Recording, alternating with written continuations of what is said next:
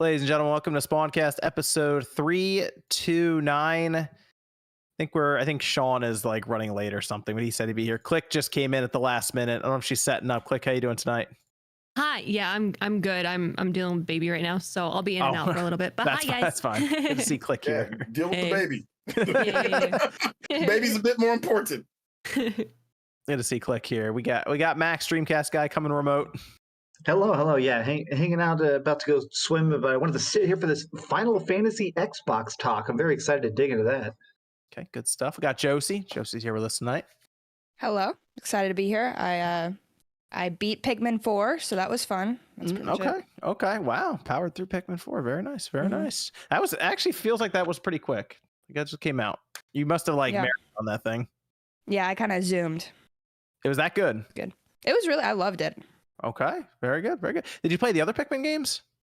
I played 3, and I've dabbled with the first 2, but I haven't beaten them. So once they come out physically for the Switch in September, I'm going to grab that double pack and then. I was going to ask if you were going to consider going back playing those now too because of this. Interesting. Oh, I'll be all over those other 2. They come out. Good stuff. We got MVG with us tonight.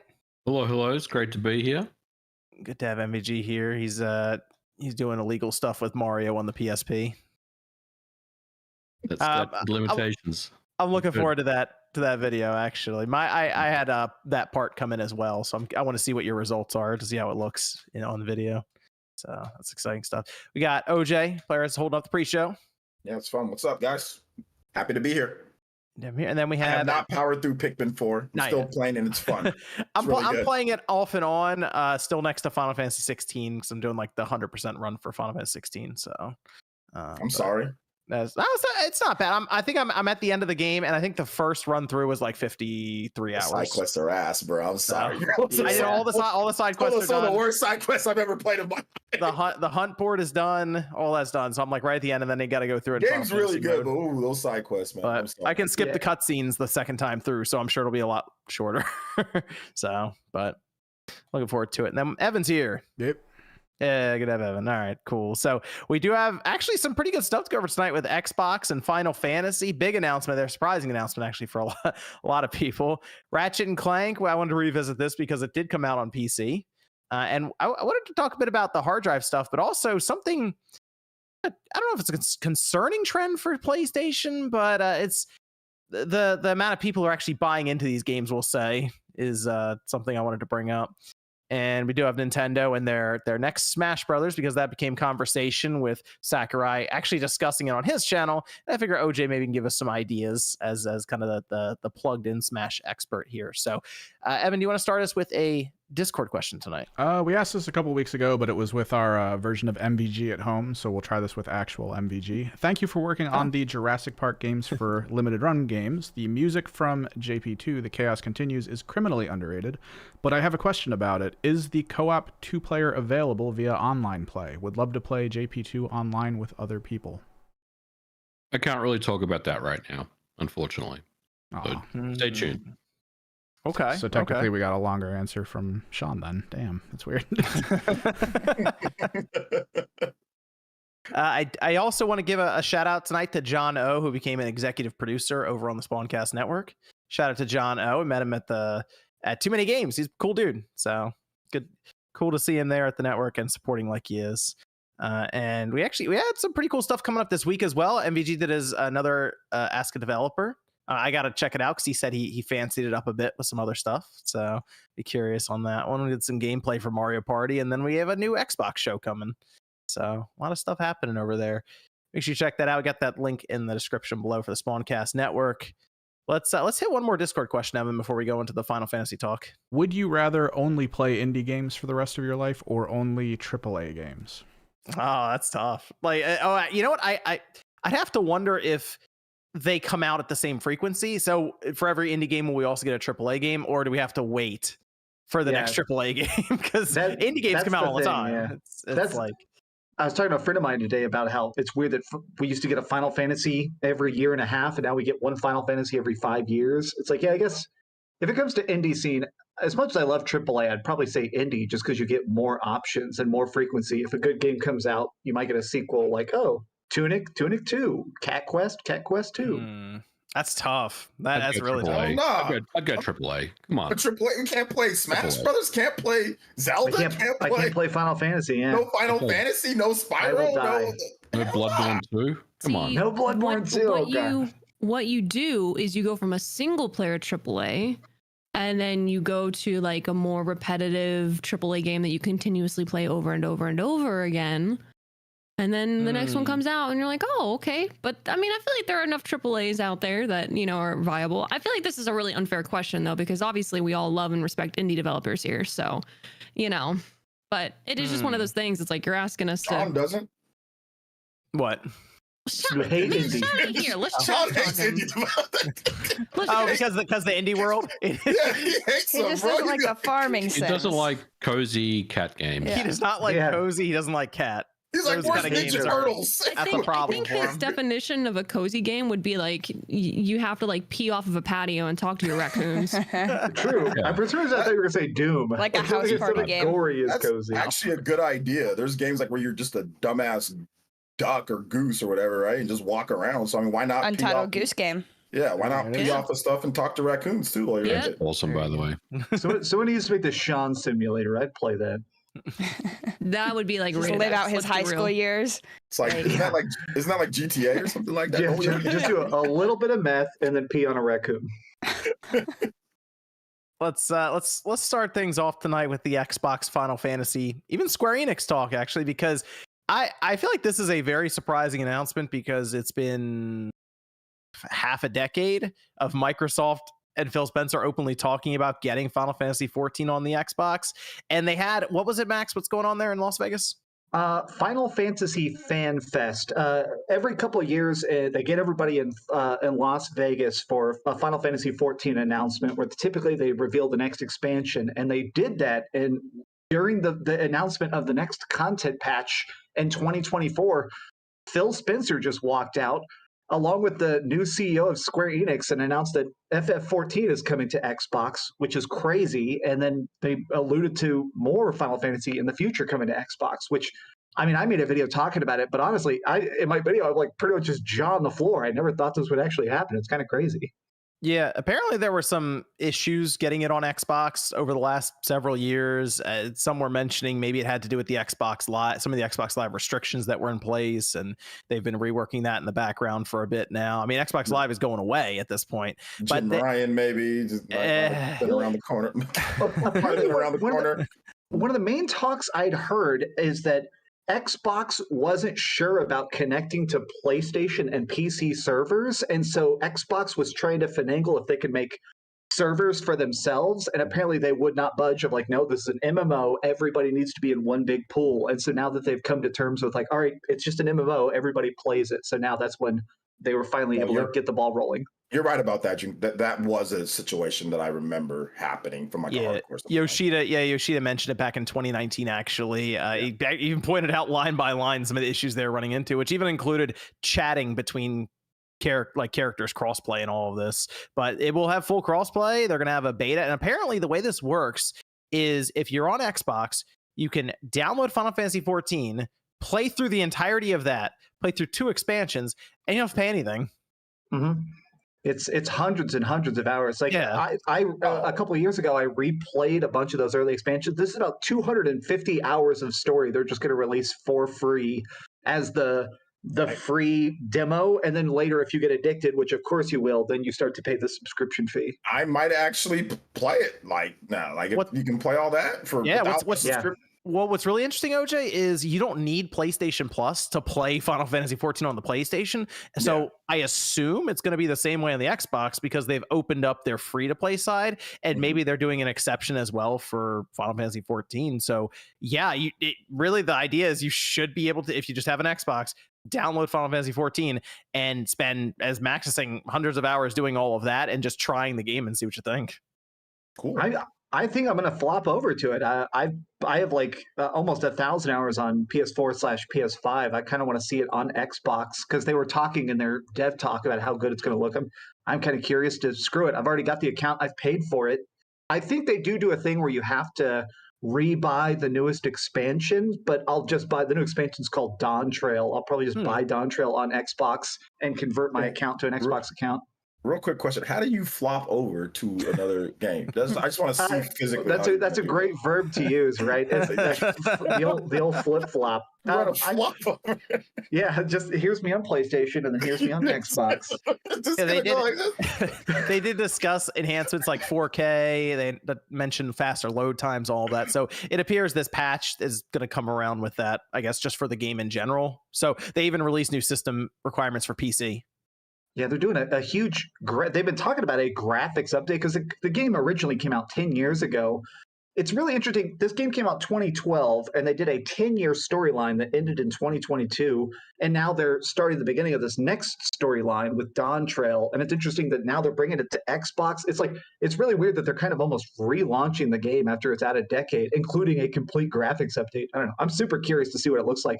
I'm also curious because the last time we saw Square Enix working with Microsoft, they put all the old games on Game Pass. What do y'all think the odds are that they say, like, hey, here's Final Fantasy XIV and it's on Game Pass, the newest expansion? Because that would be wild. Well, what's interesting is a lot of people pointed out that all of a sudden this seemed to, what was it, like 4 months ago? People were saying that the relationship was damaged. It was bad between Xbox and Square because some games were skipping. And now the CEO just took over, Takashi Kiro, and all of a sudden Phil Spencer's on stage with him. So yeah, people are correlating that with all of this, but it still seems like something that's taken years to get done. So I don't know if I'd go as far as saying the new CEO just snapped his finger and everything changed. We still need to see what else is like going to come. Like just saying, just to say one thing just means that you're just saying something. Yep.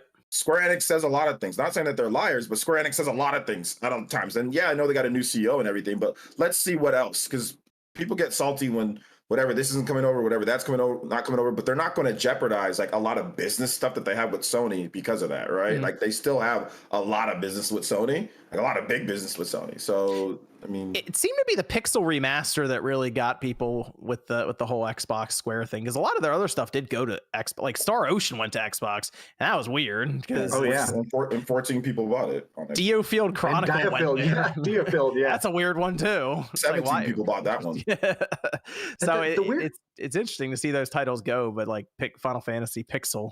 Yeah, the weirdest one to me that missed with Pixel Remaster missing the Xbox was super weird because that looked like it'd be easy to do. And then Final Fantasy Theater Rhythm, they did the Final Fantasy music game only on Nintendo Switch and PlayStation, and that game looks like the budget is $25 in a paperclip. It's like crazy that they didn't bring that to Xbox. I don't know. I'm curious if they're going to bring that stuff over now that they're actually talking. Have to be Game Pass deals, right? That seems like those would be all kind of like Game Pass fodder. You know. Seems like something you take advantage of if you're Square. Just get the money from them for it, you know, up front. It's like that's like Octopath. It's like, yeah, we'll bring it over if we get a Game Pass deal. Right. Like Octopath 2's coming. You want it? Game Pass deal? They're like, no Game Pass deal. We're good. Right. We don't need to be on there then. You know what's interesting to me though is the fact that, especially with this Activision deal going through too, I wonder if this is like a precursor, if they're also going to try to test World of Warcraft, because like Final Fantasy was literally, and the creators have even said, like, we wanted to build upon what we loved about World of Warcraft. Like our Final Fantasy is like inspired by it. I wonder if when they acquire WoW, if they're gonna try to do the same things, or if WoW is just gonna stay like PC exclusive. I feel like WoW's a little bit more complex, a little bit, but I don't know. I'd be curious to see if they're gonna experiment with expanding the base to their console fan base, not just to PC. The difficulty I have with WoW being on console is simply it's because it's been out for such a long time, right? It's been out since what, 2000? Like it originally came out in 04. Yeah, like when the 360 was coming out the following year. I feel like there's just so much spaghetti code and just like millions of lines of kind of legacy code in there that they just, I feel like if they just kind of pull some of that code out, it just falls apart. So I think it would be very difficult for them to do that on console. Like FF14, I mean, that's a game that's obviously been on consoles, you know, for a while now. So I don't know if we'll see Warcraft on console. I'd like to see it, but I feel like it's just, there's just so much legacy there that it's almost impossible, you know, if it's not running on PC or Mac or whatever. I believe Jez Corden reported something that he had heard that they wanted a lot of the live service Blizzard stuff to stand on its own. That stuff probably isn't going to get added into Game Pass and stuff. Like you will still pay a WoW subscription. You will still buy microtransactions through a separate launcher and stuff. They don't want to just put that on Xbox. If that's the case, that makes me feel better because like, I mean, obviously I'm a little biased because I've been playing nothing but WoW recently, but I think it's also the fact too that if Final Fantasy on Xbox is going to be like its own thing, like that's cool, but I just don't want to see them like kind of suffocate one to support and provide for the other. So for me, it's just like, as long as we're good and we're going to let it stay on its own two legs, I'm good with that. What is like the business mindset of putting 14, like an older Final Fantasy game, on a console for free when it's so far removed? I'm just wondering like what the Final Fantasy 14 has actually made more money than any other Final Fantasy by a huge measure. It's actually made hundreds of millions, if not billions of dollars, because it has about 20 million concurrent players, each paying $15 a month. And it's like the drug dealer. The first taste is free. The free trial is to get you into it. Max, how much do you pay I don't know every anything month about for that, actually. FF14? What's the subscription fee to play FF14? It's $14 a month, but usually people pay. You can choose to pay an extra $1 or $2 a month for these. You have these like little servants called retainers that will like run errands for you and generate extra money. So most people usually pay like $15 or $16 a month. Oh wow! Is there still like a normal story mode and stuff like that? Is this just like a side thing? Well, so yeah, FF14, people actually, a lot of people call it the single player MMO. You are a main character called the Warrior of Light. You play through the whole story and all the characters interact and talk to you. And then like the raid content is like you and your buddies fighting like usually gods and stuff. But every cutscene, there's thousands of hours of cutscenes and music and orchestral stuff with you as the main character. It's very much focused on you playing. Like you played a bunch of it, didn't you, John? Oh, yeah, I played a good bit of it on PC just to see if it would click with me, and it didn't. But I get what you're saying, because it does have a lot of stuff where it will pull you almost out of the game with your party and just show you something that's more centered around you, whether it's cutscenes or character interaction. So I get what you're saying. I feel like you can play through basically the whole game by yourself if you want. Yeah. And it's like without paying for it? Yeah. And there's technically on Xbox, then the way they're describing it. I mean, you can, aside from like dungeons and raids and stuff like that, you have to play with other people, and that's always more fun when you play with friends versus just public randoms. Because I mean, obviously, you're going to run into people who might not even speak the same language as you, and that creates kind of a barrier if you're trying to communicate with them. Especially if you have like these types of games are more mechanic based too. I would say for me, Final Fantasy, like, playing between Final Fantasy and WoW, it's like Final Fantasy is a little bit slower, like the combat animation. It's sparklier, it's prettier, and it is like, if you love like customizing, cosmetics, taking pictures with your friends, like Final Fantasy is that game. But yeah, it's definitely one of those things where it's like I like the fact that it does have that single player element where you feel like you are playing a single player game, but then you can also just go and do a raid with your friends. It's awesome. I've made so many friends in FF14. People do this thing called maps. You like get little treasure maps that'll give you random objectives, and so everybody will like get in a giant floating bus and then fly around and bust out all your maps and then raid treasure in different zones and dungeons and raids. You can even do dungeons and raids by yourself. They have a thing called trusts where you make like an NPC party, but nobody really does it because, like, I mean, if you're playing an online game, play with people, but right. Interesting. I don't know. I already, like I said, tried it, but I could see a lot of people checking it out on Xbox just because it's there. You just download it and see what happens. So, are you going to try it, Josie? Is that what you're asking? I'm just maybe. I don't know. I got to play 16 first and see if I. Oh, well, you play 16. It's based on your interaction with 7, that being turn based, and then you play 16. That might actually ruin it for you. Well, I mean, I wouldn't even say 14's the same though. That's completely different types of combat. Yeah, they're pretty different games. Yeah, like it's Final Fantasy franchise, but it's an MMO. So like you're gonna have like tons of different abilities and keybinds. Yeah, there are a lot of I'm always menus. curious to see. I've never watched someone play 14 like on PlayStation, so I don't even know how it translates to controller. I would assume it's even a little bit easier than mouse and keyboard because it's like you have like, I know for WoW I have like 30 different buttons I have to push, and I had to like map everything out specifically. So it's going to be interesting, like seeing people, even if they played it on PC, like go to Xbox or like, as you say, flop over. It's gonna be cool to like see people try to adopt the new style. I don't know. I like it. I think it's really cool. Josie, if you end up picking it up, DM me on Twitter what server you're on. If you start on my server, I can give you some starting gil, because most of the game you just got to play by yourself. I can't like help you with, but if I give you some early money, it'll make it where if you want to buy gear or put on fancy outfits, people always say fashion is the point of 14. So if you want to buy fancy clothes, let me know. Okay. You can also hook up a mouse and keyboard to. You probably should. Or it should be supported at least on Xbox.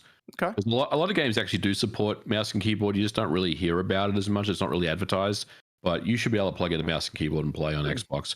I guess in one way that defeats the purpose, because it's like, well, Right. just play it on PC at that point. But there should be other ways to play FFs. That's Well, so nerdy. FF14. You're playing on Xbox. And let me get my mouse and keyboard. You kind of have to like. That'd be Like me. Click said about how like the controller functionality works good with all the hotkeys. You basically hold a trigger and then press the face buttons to cast magic. But for the high end raids, I always had to plug in my mouse and keyboard to my PlayStation 5, or else I'd suck. It's out next year, so 2024. Looking Okay, forward I to got that. some time. Yeah. Yeah, Okay. you have time. I Yeah. commit. Sure. Okay, there you go. Sounds Josie's in. She can report back and tell us what she thinks about I'll let you it. know. Okay. Well, let us know if you think it's better than 7. You'll be playing Metroid Prime 4 when around then. What, first half of Maybe, next year? hopefully. Nah, man. Maybe. Holiday 2024. Come on. Holiday 2024. We also had them mention future games with Square Enix, whole partnership that they did the 3-person handshake that looked incredibly awkward on stage. So awkward. but they pulled it off. They did the photo op, all of that stuff. He even introduced him as his friend Phil Spencer. And now the question, as OJ says, what does this mean going forward? Does this mean that some of these titles are just going to Xbox? Are they going into Game Pass? It means Jim Ryan ain't invited to the cookout no more. That's what it means. Well, here's what I'm wondering with this whole thing. It seems oddly timed as well, but just because the new CEO, you figure 16's out, and when do you think 17 comes out? 5 or 6 years from now? No, Yeah. 5 or 6 Sooner. years. So they'll start planning it next year, or at least getting stuff set up. It will be. I think it's going to be within the next. If FF7 Rebirth makes, they're going to have another one out within 2 years of that one. So I think three years or so. Well, they got Final Fantasy 9 remake coming up. 10 remake's going to come out. And Tactics Remastered, and next year they're also doing Final Fantasy 14's expansion. They consider those like games, so I think that's going to come out next summer. So I think 2025 we're going to get. To figure out if remake. 17's gonna even make it this generation. I don't know. That might be a next gen thing even. I don't know. That's weird to think about.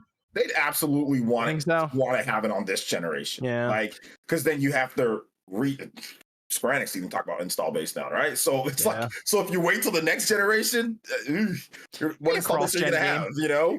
I could see it as maybe a cross-gen game even, or they just do a deluxe edition or something, you know. Yeah, a cross-gen game would be better because the PS5 is going to be at what? By then, the PS5 will be at maybe 100 million or close, above that. So you'll have a huge install base to sell the game to, you know?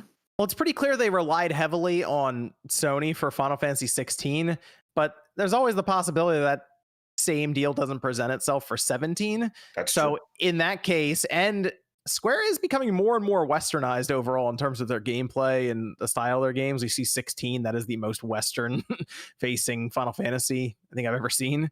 Yeah. And Xbox obviously being the Western system and the Western company, Microsoft, makes you think maybe they're just setting the groundwork just in case 17 ends up being just a full multi-plat game across the board. I mean, it could be. I mean, 15 was, and 15 was like the fastest selling Final Fantasy game. So was 13, 15. Yeah, 13, 15 were both of those sold incredibly well. So yeah, 17 could just be, PC, Xbox, PlayStation. It might be on the Nintendo system. Yeah, it might be Nintendo system. Who knows what's going to happen in that many years from now, you know? Yeah. So it was an interesting thing to see, and that kind of just sparked my interest as, okay, maybe that would be the case. And I don't know if 16 will ever go to the Xbox because Sony seemed to lock that thing down.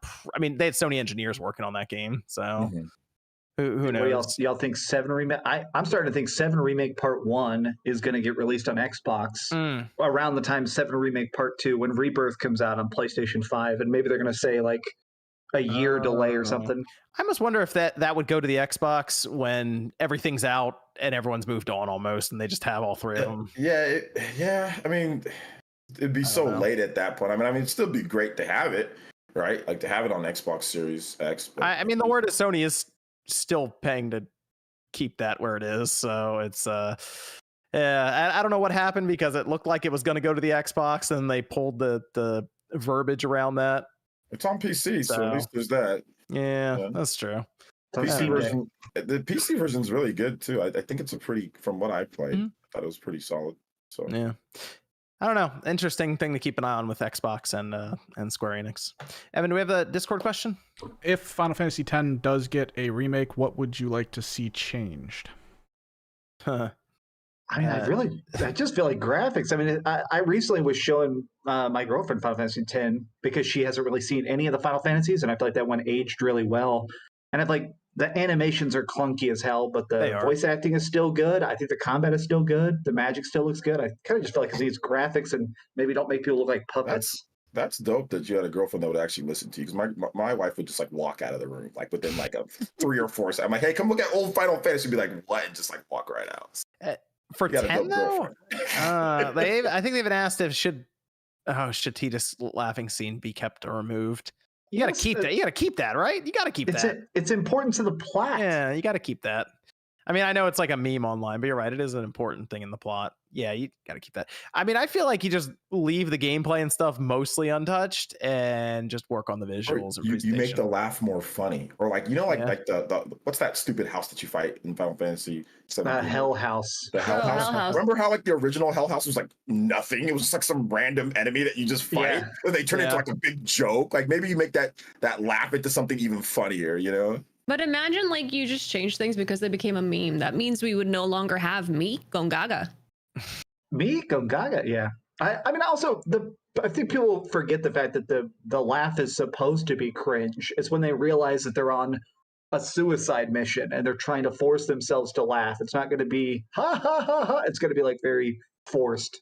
Yeah, I think 10 still stands up all right, minus the visuals and presentation. Fix that up, I think it'll be, and we'll see 9. I thought we might see 9 before the end of this year, but it might be next year we see it, and then I think we can kind of gauge what could happen with 10 after that. So, but I will go back and play it again. We've played that game multiple times and it's still good. So, Evan, you have another Discord question? Even if Project Q gets a custom version of Android, how long do you think it will take before people get Game Pass loaded up on it? Probably a week. Right? 24 hours. A day, 24 hours. Yeah, people start sideloading in emulators and stuff pretty quickly. I think it's not going to be very long. I don't even know why they're using Android. Do you feel like if they were going to really do it, they'd spend some time and seriously develop a very basic OS for function of that? Like, it just seems odd to be like, put Android on here. That's fine. I mean, have you seen how it looks? I don't think anything was fully like smoothed out. It's so weird looking. Yeah, that's Ryan was watching Batman. He was like, "Oh, I got an idea." I don't know, man. I think the biggest thing, like when I look at it, is I'm just thinking about like, even if you had it like in a bag, or you just are like pulling it from something, like the amount of blankets or backpack lips it's gonna get caught on because it's just jutting out. It just a batarang. It's gonna get cut, and it's dude, like batarang. Like for me, at first I was really trying to put myself in the shoes of like, my PlayStation. It actually would be cool to like just have it docked here in my studio. Sorry, the baby monitor's going off. Be docked down here in my studio and then be able to play like my games like up in bed, or if I'm on the couch with the baby or on the playmat with the baby, like I could play elsewhere. But then I'm like, I'm gonna freaking break that thing. Like I know for how much I move and all the bags I'm carrying and everything, like it's just not practical. It looks pretty sturdy. It looks pretty sturdy. You say that, but just sometimes I just have a way of breaking things that. Clank is gonna elbow drop it. She's gonna get it and just fall in the normal flop fashion off the top of the bed. Just yeah. No, it's gonna be with my kid. She's just gonna look at me. Did you want this? Falling elbow drop. We did get word from a report from VGC that Immortals Phoenix Rising sequel has been canceled while in development. A lot, MVG. This is at Ubisoft Quebec. Why am I being blamed for this? Because you're a developer. You didn't help them. You wouldn't let them put it on the Carbon engine, man. Fix the problems. Be part of the solution. Make the sequel. Ubisoft Quebec, who did Assassin's Creed Odyssey, of course, also did Immortals Phoenix Rising. They apparently were working on a sequel. And according to Ubisoft, who did respond, they said they're reallocating some creative teams and resources within the Quebec studio, which basically means, yes, we moved them around and they're not working on that anymore. And I'll admit, people were a bit more, I guess, sad about this than I was expecting. I didn't think Immortals was that popular online, but I don't think it was that popular, but the people who played it were pleasantly surprised. Yeah. And I think it's kind of one of those things of like, if you like, someone was asking me about it the other night, and I remember like at first when they asked me to like I think it was like, I don't even remember when they were doing the demos, but it was like where they would video you in and you'd play on like their server or whatever, and then they'd walk you through it. So like I went through like a bunch of bosses at first, and I was just like, I'm not gonna like this game. Like this is gonna be trying too hard. And then I played it. I was pleasantly surprised. And the humor was almost reminiscent of like Borderlands to me, just a teeny bit. And then the map was just huge. But it's kind of one of those things where, and Jordan and I were actually talking about this last night, is that the marketing just wasn't there. It really just wasn't there. It wasn't marketed well. It didn't do it justice. And I feel like that's just something that the people who got a chance to play it, they're like, man, this is like a sleeper hit a little bit. And that's why people are sad about it, because it's just one of those things where I feel like it was a good make for them. I feel like it was a good branch out, but it wasn't there because that's not what people were expecting from them, I suppose. Can we also blame, what's that stupid energy drink? I'm blaming that. Monster, because it was going to be called Gods and Monsters. Because Gods and Monsters was a dope name. Remember how hyped we were for that trailer? Yeah, I'm blaming them too. So Yeah, they catch some smoke as well. Yeah, the stupid, I'm never drinking their drinks again. I never drink them anyway, but not on I'm gonna get rid of all these right now. They went after Pokemon at one point as well, apparently, according to documents. Monster's crazy. Monster Energy, yeah. Red Bull would never. Red Bull would never. They're very modest. That's why I love them. So apparently their plans were to explore other mythologies outside of Greece. So a Hawaiian, so cool.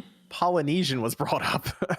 That's interesting. Awesome. That would be awesome. You don't really see that. So cool. So that would have been very unique. I think that's one that probably would have stood out a bit. I mean, because Immortals, I'll admit, I looked at it, I'm like, this looks like a crossover between Breath of the Wild and Assassin's Creed. Right. It kind of was, but that do like a Hawaiian kind of interesting, right?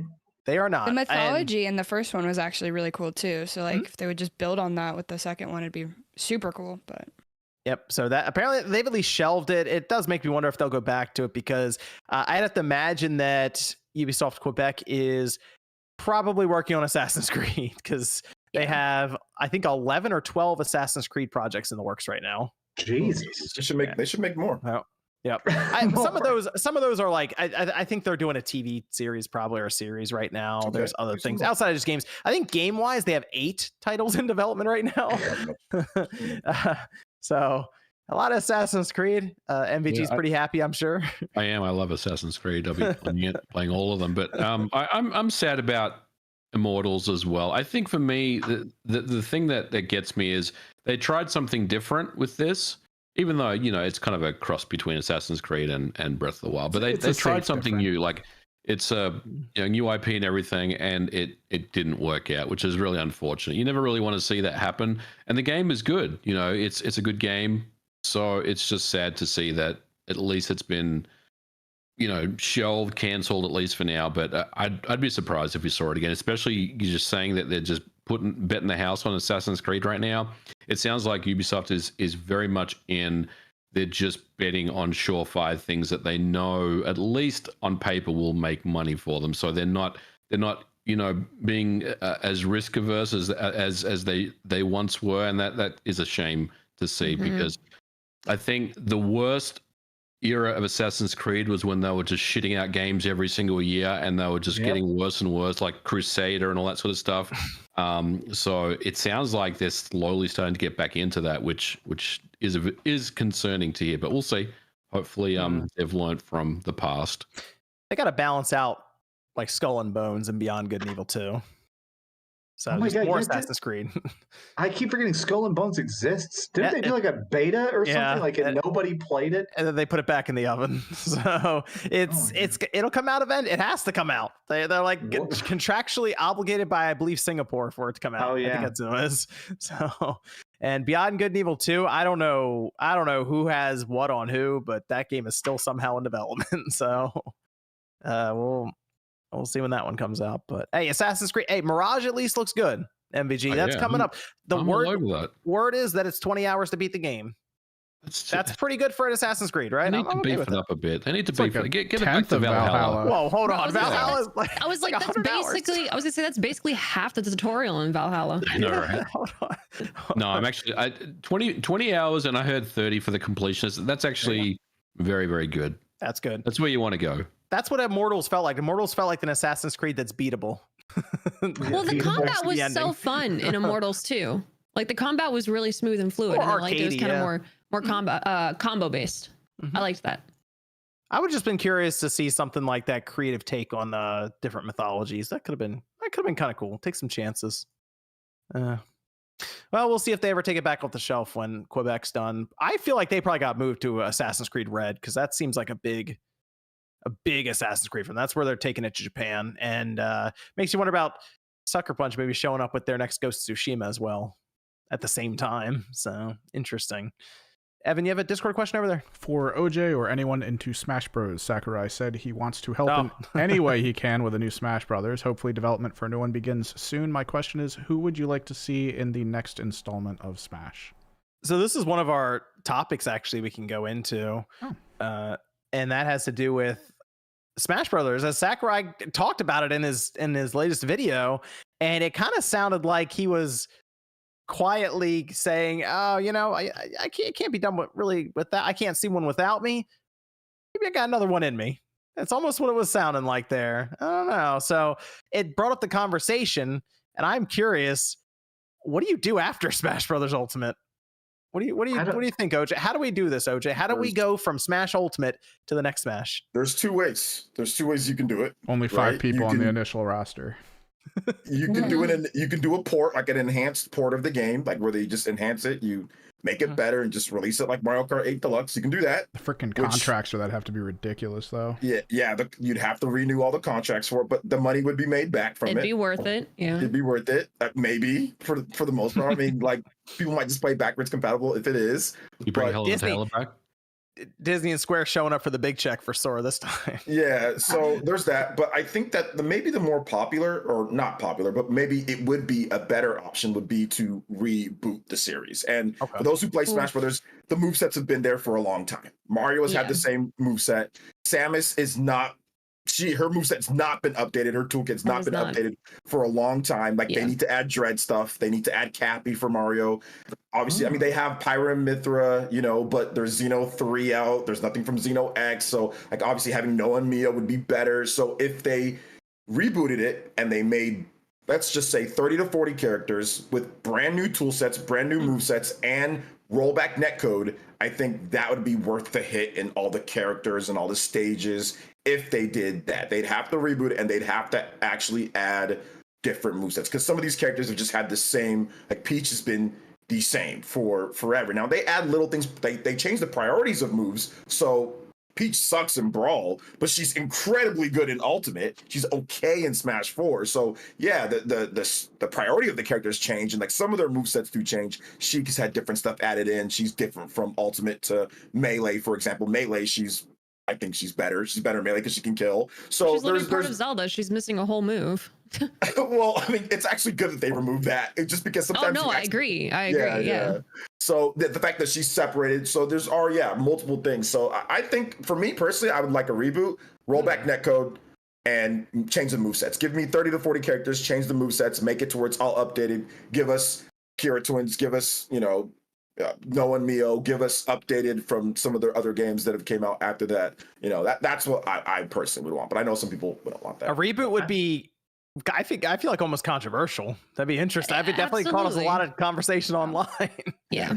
That actually gets me excited. I'll be honest, I haven't been excited for Smash since Sephiroth came out, and I thought that was awesome. As soon as they announced it, I bought it and played it for like 4 hours, and I was like, cool. And I have not played a single second of Smash since.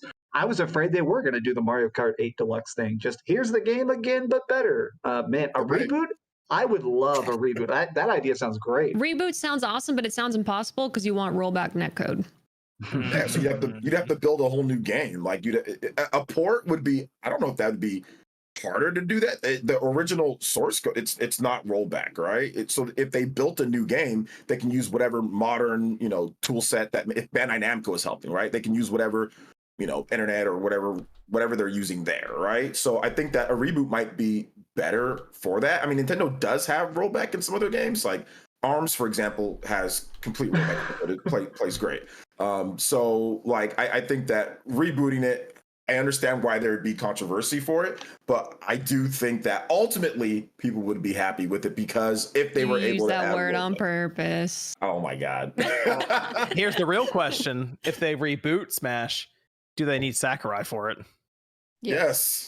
Do they? I think at the If they're very rebooting least, it? I think at the very least, there's a yay or nay. Yeah. Oh no, you need Sakurai. Do you? He's got to oversee it. Yeah, exactly. I think he's got to be at the very least. He's got to be the main producer, even if he's But not. yeah, the director. I don't think he should be like starving Yeah, himself. but personality-wise, Yeah. it sounds like even if he is in that position, he'll be like, "Move That over, I is got his- this," and then That- that's just yeah, it. that could very well. Yeah. I want the leads from Bandai and Nintendo who worked on the original version of Metroid Prime 4.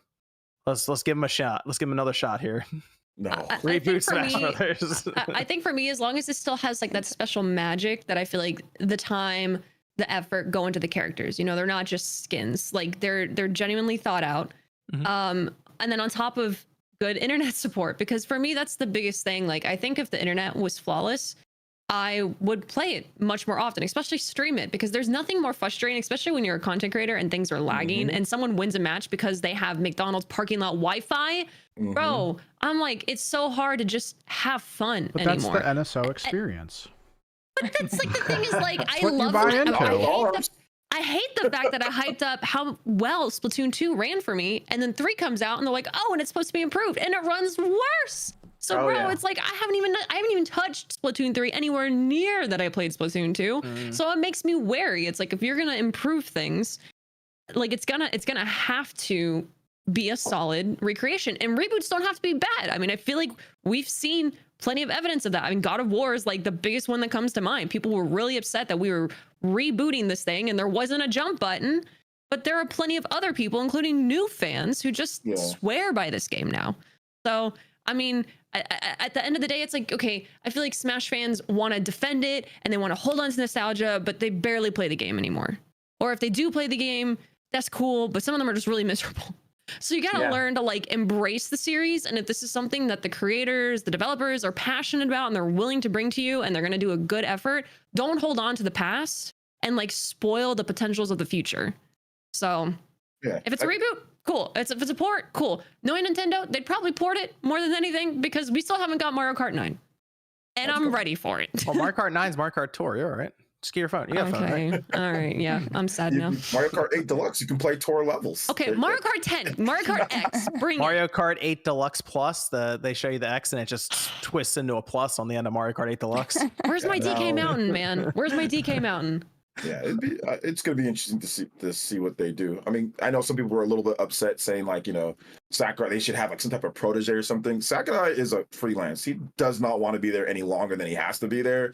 He literally quit. He doesn't have a team. People think, who's Sora? If you watch Sakurai's videos, he'll tell you it's just him. It's just him and then they assign people to his team.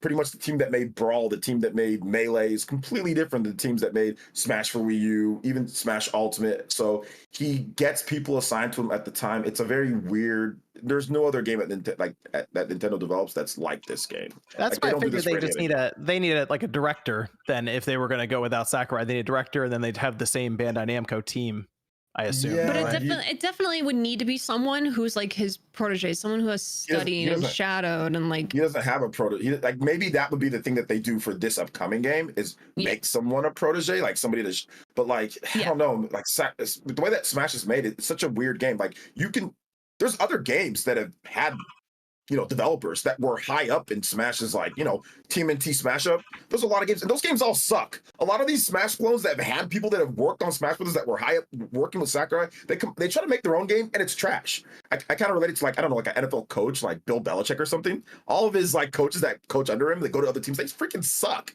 They were good with him when they were working with him, but they were trash when they worked somewhere else. So I think that's kind of like what's going on here, because I played a lot of Smash clones. There's good ones, but a lot of the ones that had like former Brawl developers or former Smash, like those games aren't very good. Like there's some like the Smash. But is that a testament to the individual? Like for example, the coach, right? When the people who are under him go out and their team suck, is that a testament to them being bad, or is it a testament to him not necessarily being a good teacher? Because I feel like there's a difference when you're working on your craft versus when you're like.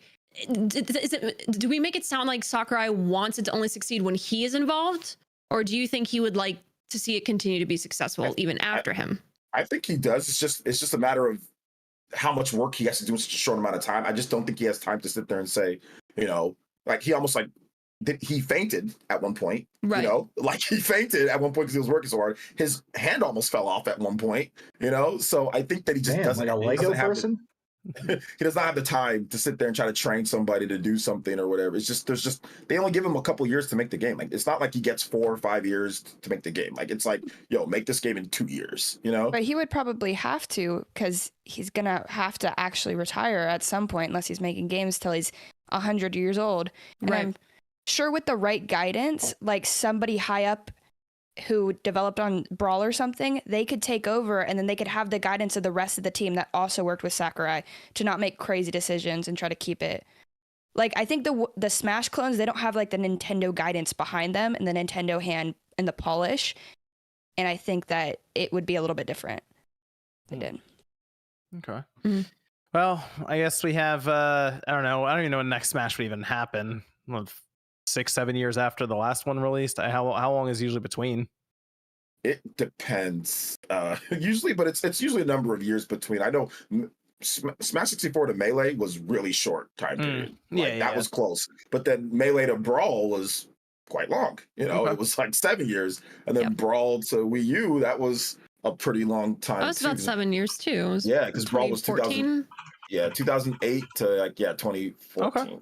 Okay. 2008. So. This one was 2014 to 20, so 4 years. So this one was kind of short. So I would guess that it'd probably be 2026 or something like that. All right. So we're still like 3 years off anyway from it. I think we're okay. We'll see. See if Sakurai slips up maybe in one of his videos or something. Accidentally tells us he's working on it. So we have a late joiner here. We have Sean. Sean is here. RGT. Howdy. What's up, Sean? Howdy. You missed the Xbox Final Fantasy talk. You were really serious about Final Fantasy 14 and jumping in, I know, but we already talked about it, so. Damn shame. Let me. It'd be a very viral video for you, Sean, if you did that. Of like a man who's never played an MMO learns the most addictive MMO. Not my style. Sean said some very disparaging things about Final Fantasy 14. So.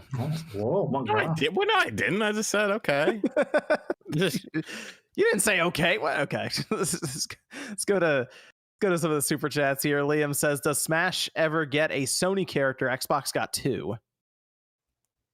I mean, it's not gonna be Crash anymore. Crash would have been cool to see it in there, but maybe next time. I don't think so. I don't think it will, especially not now. If you didn't get one in Ultimate, Kratos. Kratos would have been epic. I don't think it's happening. Z-Pat says Microsoft should save all their acquisition money to put towards development of their games. Dust off Banjo and Rare. Also, congrats on 700K this week. Thanks, Z-Bat. For Microsoft, they have money behind that their development. Their acquisition and their development stuff is very much separate. So people always look at that, the acquisition, use that money in development. They got money in development. They just, Microsoft as a whole acquire stuff. So GameCube asks, what's next for the Spawncast network? We have, I think, a bonus show for questions. Then we have Xbox Direct. That's the Xbox podcast that's coming up. Direct Xbox. And Mario Party. We played Mario Party. And Sean almost broke something. So what do you think? No, you were the loser in it. Hey, it's because you guys formed a faction halfway through. It's not my fault. Alliance. An alliance. Taxing. The alliance. Oh gosh. And then MVG has his Ask a Developer thing coming up too. So a lot of stuff happening actually over there. You should check it out. Thanks, GameCube. Future Millionaire says congrats on 700K. Next stop 1 million. Thanks, Future Millionaire. Kraken says thank you to MVG and LRG for bringing back Toomba, one of my favorites since PS1. I mention it in chat whenever hopeful series revivals are brought up. Can't wait to get a physical copy and hope it does well enough to get Toomba 2. Thank you very much for the kind words. That'll be really cool to Appreciate see it. a physical copy of that. That'll be cool to see. It will do well enough. We're going to support it. Right? Quest for Glory says Iodine Chronicle got delayed to spring 2024. I saw that. That game ever coming out? What's going on over there? I don't know. Well, hey, spring 2024. They need to add more heroes. There's need to add more. They don't have enough. Jeff says, for those that finished Final Fantasy 16, how did you like it? And would you compare it to other Final Fantasy games? Jeff, I am almost done. I'm on the last mission. I've done everything. And I think it's the best Final Fantasy we've had in 20 years. I'll put it out. I have beaten the game. Oh, fancy. And I agree. I think it's one of the very best Final Fantasy games ever. I had to go all the way back to 10 to find one that I think stands up to it. So I think it's better than 10 personally. Oh wow, okay. Whoa, I want to go that far. Are we talking new Final Fantasies? Because you guys think it's better than like 7 Remake?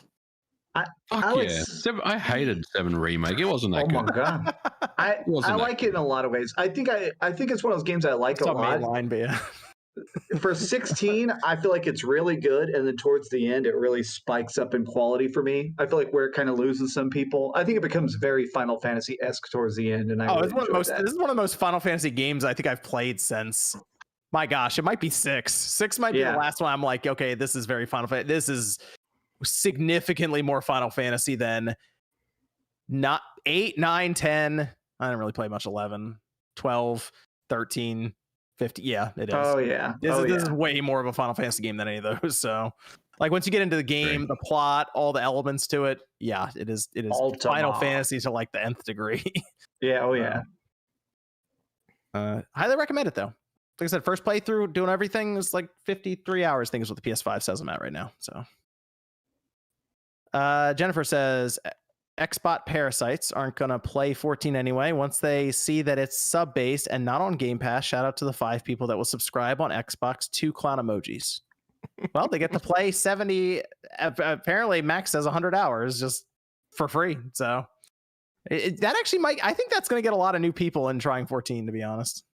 I did see I saw a lot of people on Twitter talking about the fact that they'd been wanting to try it for years because that community is so welcoming. So this is their, like, all right, no more excuses. Time to download it.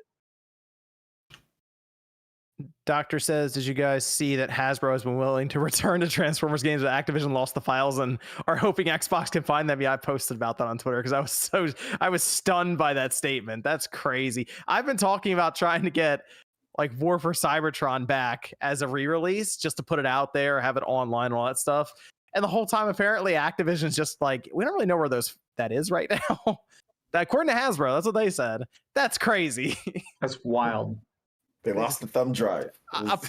They actually say, hey, when Microsoft gets them, maybe they'll go through the hard drives and figure out where it is. And I'm like, are you what? We can go through the hard drives. What are you talking about? So that's a shame. That's a shame. I remember playing that on my Xbox 360 and having a blast. It was a good game. And Dark Dream says, regarding SW Remake, 100% Star Wars has videos on the whole situation in depth. People should watch. Metroid Prime 4 has been longer and wait and switch devs. Yeah, Metroid Prime 4 is going to go the length of the generation, but I think based on what Retro shows, the Metroid Prime remastered, it'll be worth the wait.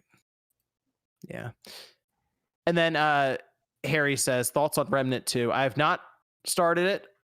I picked it up. I keep seeing talk about it, and I will check it out after I'm finished with 16, which should be soon. So I will check out Remnant 2. I've played 5 hours and I like it, but I've heard it's one of those games that you like it's good, and then 10 hours it becomes like a million times better. So I'm kind of waiting to sit down with it. Apparently, once you start being able to make more complex builds and get past the first couple worlds, apparently it just like becomes game of the year contender. Actually, I picked it up on the Xbox, so I played a lot of my PS5 recently, and then jump over to the Xbox and play something on there for a bit. So I've got it on PC. If it has crossplay, we'll party up or something. there you go. Okay. Let's see. We do have some talk about Red Dead Redemption. I saw Sean he made a video of it. He got the game early. There's box art in his thumbnail. I saw it. This is Red Dead Redemption remastered. That thing's getting announced soon. I think that's getting announced pretty soon. And apparently they found buttons on the website for the Switch, which is impressive because that means they did all this and didn't get GTA 5 on the Switch ever. So apparently Red Dead Redemption getting that remaster, they updated the logo even. So it's almost like they're preparing. And the thing that's weird about this, I don't know, am I remembering this? I feel like MVG talked about this at one point, that they like lost the source code or was kind of messed up for Red Dead. And it wasn't lost, but the rumor was that it was in a really kind of rough state where it was almost impossible to even port it to the PC. But that was a long time ago. So you know, things have obviously changed since then, right? Whether they've basically gone the GTA trilogy route, which I want to preface this by saying I don't think they're using Grove Street Games for whatever that is, right? Oh yeah. And redone it with a modern engine like Unity or Unreal, or whether they've broken through and managed to find a way to port this game to modern platforms. I don't really know, but yeah, I mean, I think the game has had a history of like being in a bit of a rough state as far as its source code, but it sounds like they're about to release this game, and I would say that I think there's probably going to be a Switch version. I mean, this game came out. When did it come out on the 360? Is 20? Wait, yeah. When was on the X? I remember on the Xbox 360. 2010. Oh yeah. Yeah, it's been a while, and I know the Undead Nightmare thing came out like a year later or something. So yeah, I can see it coming out on the Switch. It's not a large game either. GTA is much in terms of the file size.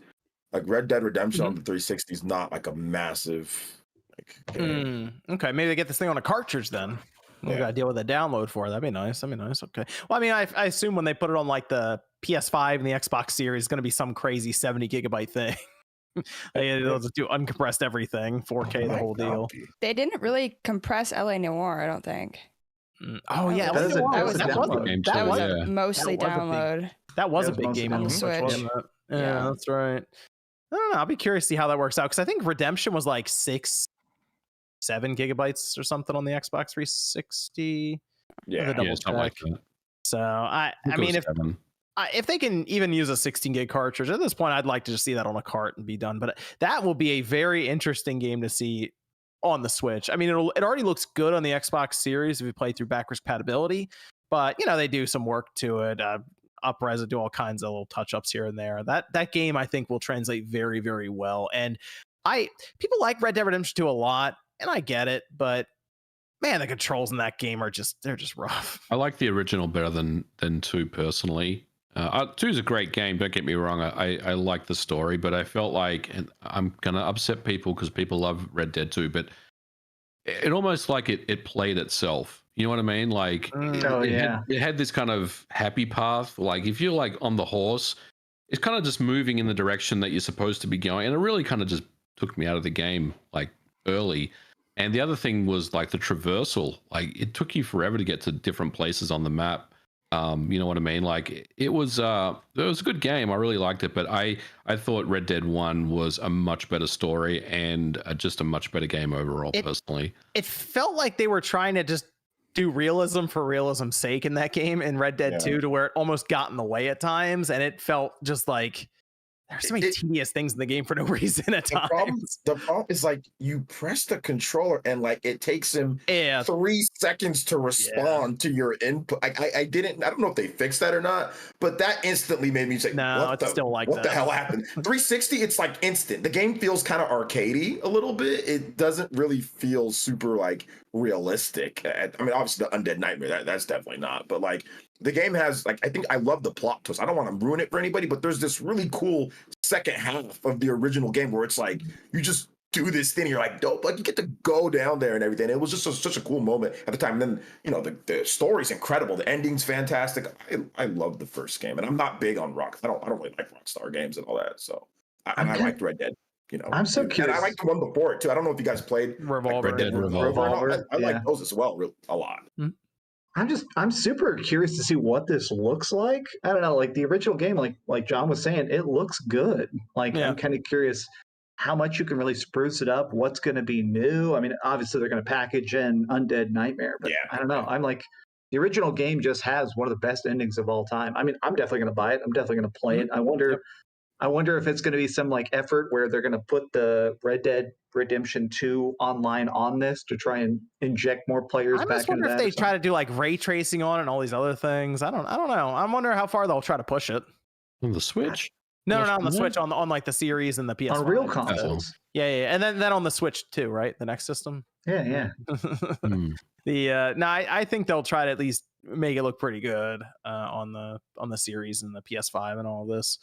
But that's gonna be the only time I ever saw. My brother had this game and he used to play it when I was like 10, and he was like, "Joe's, come here," and then he skinned a horse, and then I cried for 2 days. Yeah. So, like, so now you have to play it yourself. I'm like traumatized. I don't think I can do this. I don't know. You can skin all sorts of animals in that game. It's pretty kind of squeamy at first, but then you get used to it. It's like Mortal Kombat. You ever seen like the fatalities from Mortal Kombat? You're kind of like, and then you're like, wait a minute, okay. Yeah, but like those are so crazy that it's like, but this was just so traumatizing. I don't know if I can get past it. Oh yeah. I think it was the delivery of like, hey, come here, kid. Yeah. I know. See something? And he always shows me really cool stuff in his games. And so he was like, Joe's, come here. And I was like, whoa, what are we looking at? And it was a skinned horse. And it was the worst thing I'd ever seen. Yeah, I definitely have that too, the squeamishness. There's something about the realisticness of it. And it also sounded so wet. Like even me, I would definitely, anytime you're like, I'm like, all right, I'm good. I don't want to. Bringing back trauma today. I didn't get squeamish about. I used to get squeamish with some of that stuff, but I didn't because it felt very natural in the setting, right? Because like you're out there, so I just imagine being 10 and going in and expecting like something cool and like Little Big Planet, and that's what you get. The same thing. I was 10 so long ago. I don't remember 10. Let me just tell you that. Right? I'm so old. I don't remember 10. He's a hardened old man. I'm gonna jump out here. I'm gonna go night swimming. So it's before it's been 1,000,000 degrees, so I can only go swimming at night. So I'm gonna go enjoy it before it's midnight. But enjoy Red Dead Talk. Yeah, hey, Max. All right, so Red Dead. He's probably naked when he's going. He's probably going skinny dip. We'll keep an eye out for Red Dead when that shows up. But I think that's I feel like that's getting announced in. I feel like that's a game that's probably coming out in like October. Yeah, so it's got to be soon. So you think September direct or announcement or that would be that's an interesting concept that the place that Red Dead gets announced for its remaster is in a direct. That'd be interesting. Pretty hype. Yeah, that'd actually be pretty cool. It could definitely happen, but they announce it in September and it comes out in October. They could do it because they're Rockstar and they can announce whatever they want whenever they want. But I don't know. I feel like they could legitimately just drop the press release, drop the trailer, and the internet would probably like explode. So, but I like the idea of it showing up in a direct with Rockstar. So we'll see. Let's Evan, you said you had a Discord question you were going to answer? Oh yeah, last one for me specifically. What is the best way for a person and their friends to start Warhammer 40k tabletop without the upfront cost? There's a game on PC if you have access to it called Tabletop Simulator. People just upload mods into it. Outside of that, you're just doing theater of the mind stuff. Since all the rules are free online, you can just assume things and see how stuff plays out. Tabletop Simulator, they have like the Warhammer stuff in there? Yeah, they have everything because it's basically just fan made, and there doesn't seem to be a way for these companies to like pull it down. So like you can just play everything online. Wow. Okay. Interesting. Let's see. We did have a new controller announced from Xbox. Pizza scented.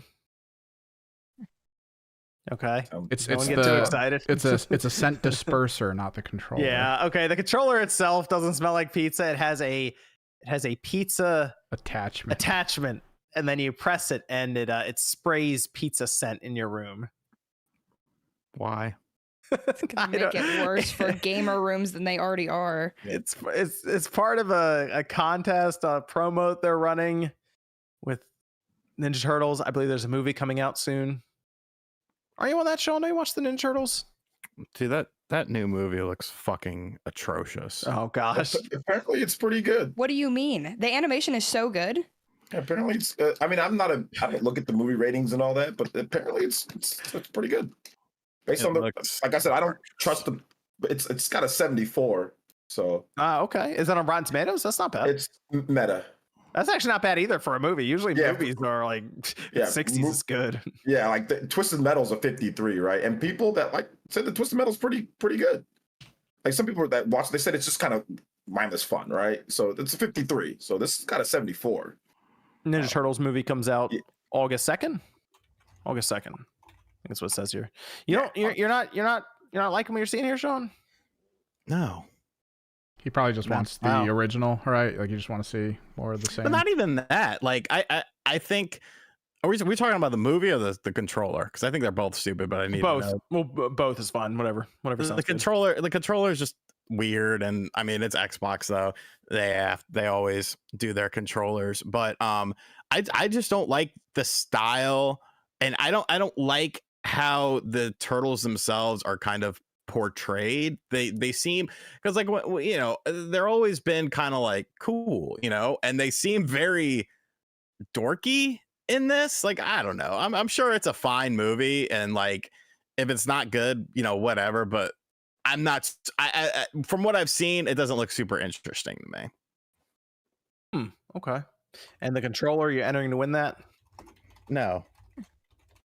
Was it common to just pizza up your controllers back in the day or something? I don't know. The way they're like passing it off is like, John, we used to have a party room at that old store, and the amount of controllers we cleaned from that shit, like I mean, yeah, it was pretty. Yeah, it was like pizzas were coming in and kids were slapping pizza all over these controllers. I like pizza, but I don't want to smell pizza when I'm not eating pizza. I had to use dental tools to pull pizza out of the Wiimote speaker. Like, and what kind of pizza does it smell like? It's probably pepperoni that's or something. the other thing. It's probably pepperoni. Cheese and pepperoni pizza. But different pizzas smell different from. Well, listen, let's not get meta about how pizza smells. It's just like a Papa John's pizza smells different than like a New York style pizza, and a Chicago pizza smells, And then this dispenser thing. I mean, how long does it last before it kind of just goes off and it just smells like rotten egg or something? Or, it looks like it's like one of those like Glade plugins that has the liquid in there. It's kind of like that.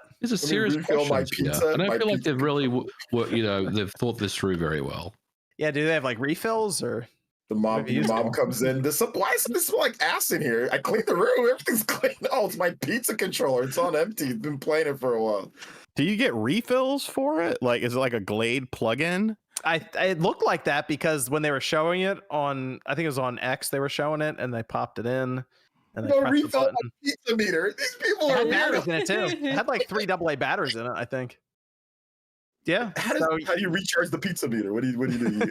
You would have to buy more, right? You'd have to buy more sets. But if these are limited, would they make just more? Take a pizza and just start rubbing it on. I'm just gonna go direct. I'm not gonna refill shit. I can eat this and rub it on here at the same time. Idea that all LAN parties smelled like pizza? Is that what they're trying to get at? I don't know. Probably. Interesting. Well, there you go. There's a contest up. You can enter to win a pizza smelling dispenser controller. And I didn't either. You didn't? Oh, no. Apparently, I entered the pink Xbox Barbie contest, but I didn't do this one. And apparently, Sean doesn't like the way the movie looks. So there you go. Then people will like it. I see someone in the chat said they saw it and it was pretty good. So, oh, there you go. Okay, see live reviews right here. I saw it. I liked it. Oh, see, she's 5 years old. I mean, what do you mean? I can. All right, roid rage. Let's calm it down. Jesus. I'm just. Just tell them to fuck off. Crazy. We want to talk about the Ratchet and Clank situation. MVG is asking for apologies out here. People stuttering things on their system. Some people playing it fine. Ratchet and Clank released on the PC. Of course, people tested it immediately with a hard drive just to see what would happen. And some people actually got all right results. Other people attempted, like Digital Foundry, to run it off of a PS4 hard drive with 8 gigabytes of RAM and like the lowest specs possible, and it ran terribly. So at this point, it's still going, the controversy, because no one could seem to, like, I guess, decide which way to go with it. But the way I'm looking at it right now is it does not appear that this game could have run on the PS4 in its current form. And if that's what Insomniac was referring to, then I guess they're right. But if they were saying it needed the SSD absolutely, people are able to run it with 64 gigabytes of RAM and a 4090. No, I think that's what was intended. Like that it can't, the current build that we have would not run on the PS4, more so than the game being, unachievable on the PS4 because of the power of the PS5. It's all schematics, but no, I mean, because I think we can all agree, like, a version of that game could have came out on a PS4. Oh, probably. Yeah. But I mean, just they use the SSD of the PlayStation 5 to make it a more optimized experience, and they don't want to be bothered with making a PS4 version. So, it's fine. It's understandable. It's good, in my opinion. I'm tired of fucking PS4 games. Stop it. Like, stop promoting these. Stop it. I'm tired. I'm done. Move on. Move the fuck on. You gonna get Armored Core 6? No. It's good looking PS4. Oh. I think the other thing to watch out. Somebody said that it didn't look good, and Twitter got mad. People did get mad, but it's just because the dude was like, for mech games, you need incredible graphics, and then he didn't name another mech game. Well, what mech games are you talking about? Virtual On. It's colorful. He's like, for mech games, mech games, you need graphics for. And I'm like, what other mech game is this dude talking about? There's no mech games that has these incredible graphics that are coming out all the time. What do you need incredible graphics for? I didn't have a problem with him saying it. It was just the way that he was like, you need it for mech games. Like, dude, there's barely any mech games. But Daemon X Machina, the Switch game, like, what mech games are you talking about? What do you got, This wouldn't MVG? happen on Threads. I was just gonna say that some of the arguments that I've seen about Ratchet is really kind of interesting to see, because first of all, that comment was made 2 years ago now, 2.5 years ago, when the PS5 was kind of being unveiled. And I'm seeing people say, oh, my 64 megabyte PC with a 4090 is running the game just fine. Well, of course it is. First of all, you've got so much memory that it's literally caching a lot of that data in RAM anyway. And second, you're comparing it to a graphics card that's just been released. Well, it's been out for like 12 months, right? So I think that the message about, it's impossible without the SSD was really just meant for, as what Sean said, it really is just comparing it to the current console generation that was around at the time. It's you can't compare it to something that has come out 2 years after that, because obviously technology has moved on since then. But for a console, honestly, I would still say that the PS5 is the best place to play Ratchet and Clank, right? Like, that you're going to get a really good experience. You know that the loading time is going to be, or there's going to be zero loading at all. And you can't really, unless, again, you have a really beefy PC, you can't really assume that you're going to get the same performance on a PC. So I think the PS5 is the best place to play Ratchet and Clank. And I think what they said was not wrong. I think, it's just the way that people interpreted that word, those words. You can also download it for free from the PlayStation Plus service thing, which is what I just did. So. Oh yeah, that's a good point. Oh, you signed up for the PS Plus, Josie? What'd you get? Extra? Yeah. Nice. Just because there were so many games I hadn't played. I just finished Spider-Man Miles Morales, but now I'm going through all of them. Nice. Oh, that's such a good game. What do you think? You liked it? That was amazing. Good stuff. I did all the side quests. I was addicted. All right, good. Did you pay for PS Plus? Yeah.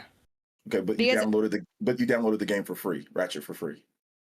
I paid for PS Plus and I got the thing with the subscription. I'm just messing with you. So you just downloaded. You haven't played Ratchet yet, then? No. Oh, okay. That game's not even that long. I think I got the platinum trophy in like 14 hours. It's I think you would like Ratchet.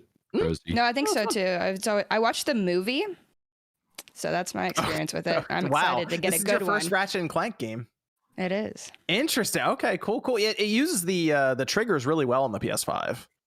So that's a good a good example of that. I don't know how I feel about the adaptive triggers. It kind of freak me out, but Well, like for Ratchet, there are some guns where you press it down halfway and it fires one side, and you press down the other way, it fires the other side of the gun. oh, that's really cool. So there's some good innovation on that side. Wow, there's like a ton of games on Extra then you can play. So Yeah. you're pretty much set with that PS5 then. You need to get the Final Fantasy 16 eventually though.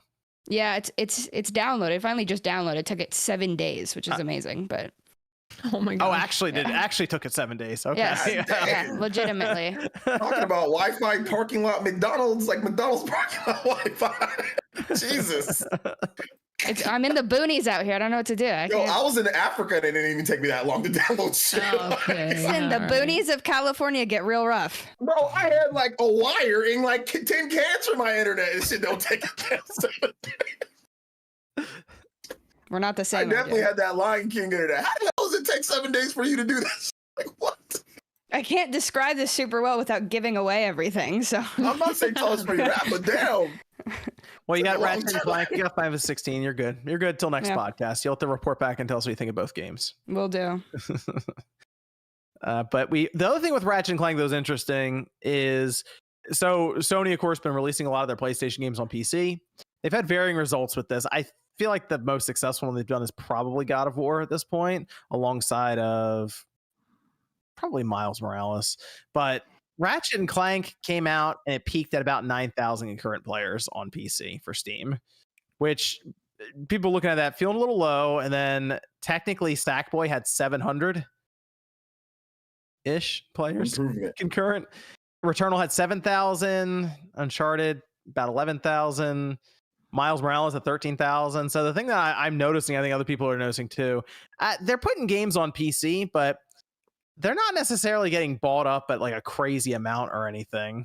I think they're evergreen though, right? Like they're going to stick around for a while. They're not going to, just kind of fizzle out or anything. I feel like those games are going to be around and they're going to be evergreen. People are going to buy them, a couple of years from now and still have a good the Steam experience. sales. I think once they start doing like getting into the rotation of the Steam sales, that's when things will, because like people aren't going to go out there and buy Ratchet and Clank for $50, like day one. Like, It probably doesn't help that, as Josie just mentioned, she downloaded it on the PlayStation Plus extra tier. Yeah, like people are just Pressing a couple buttons, so they're gonna play. Yeah, on the reason I got PlayStation. that is because I was looking at buying all of them physically, and I had 4 games in my cart, and it was like $100. And then I looked at the thing, and I was like, "It's $100, and I can get all those games plus more." So yeah, and you play online. You get it's part of online play as well. Yeah. So that makes sense.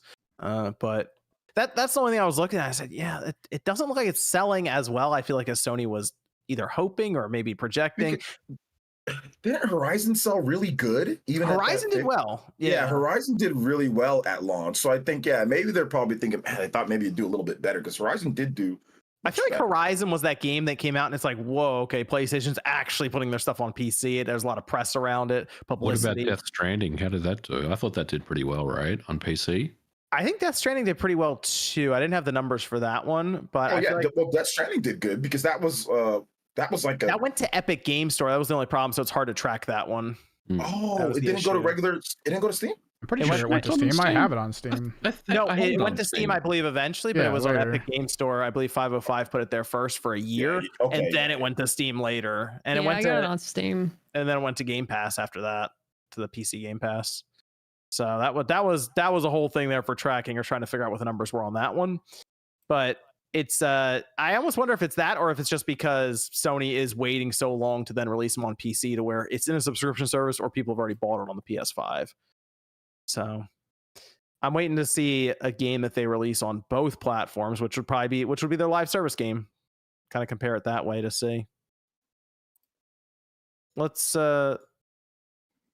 discuss the PlayStation 5. We had some sales numbers come out. 40 million sold through to consumers now. So just completely sold through, not shipped or anything like that.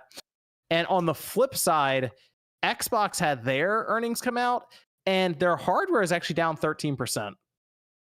And that was something that was brought up by even Satya Nadella as being, I guess, part of the weaker part of their overall earnings report for Xbox. And I've now seen some opinion pieces and articles pop up saying that Xbox, the big thing they have to worry about right now is a hardware problem, as in focusing in on selling consoles as opposed to the subscription service Game Pass. But that kind of goes against what they've been doing, which is trying to sell Game Pass, seemingly the future of the brand. So is this an issue? Do they need Xbox, the console, to actually sell significantly better going forward, or are they good with the Game Pass stuff? Because in order to sell the Game Pass, you got to have more of the consoles to sell the Game Pass. They need to get these system sellers out. They need to get the Fables and Perfect Dark, and they need to fix Halo or get Halo back. They need some system sellers to really move the console so you can get more people to buy Game Pass. Now, Starfield's coming out.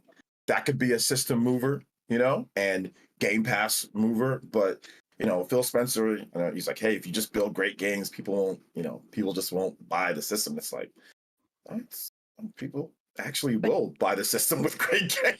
It's like if you have good exclusives or like a lot of great, highly rated games, people are going to buy the system. So they definitely need to get more hardware sales.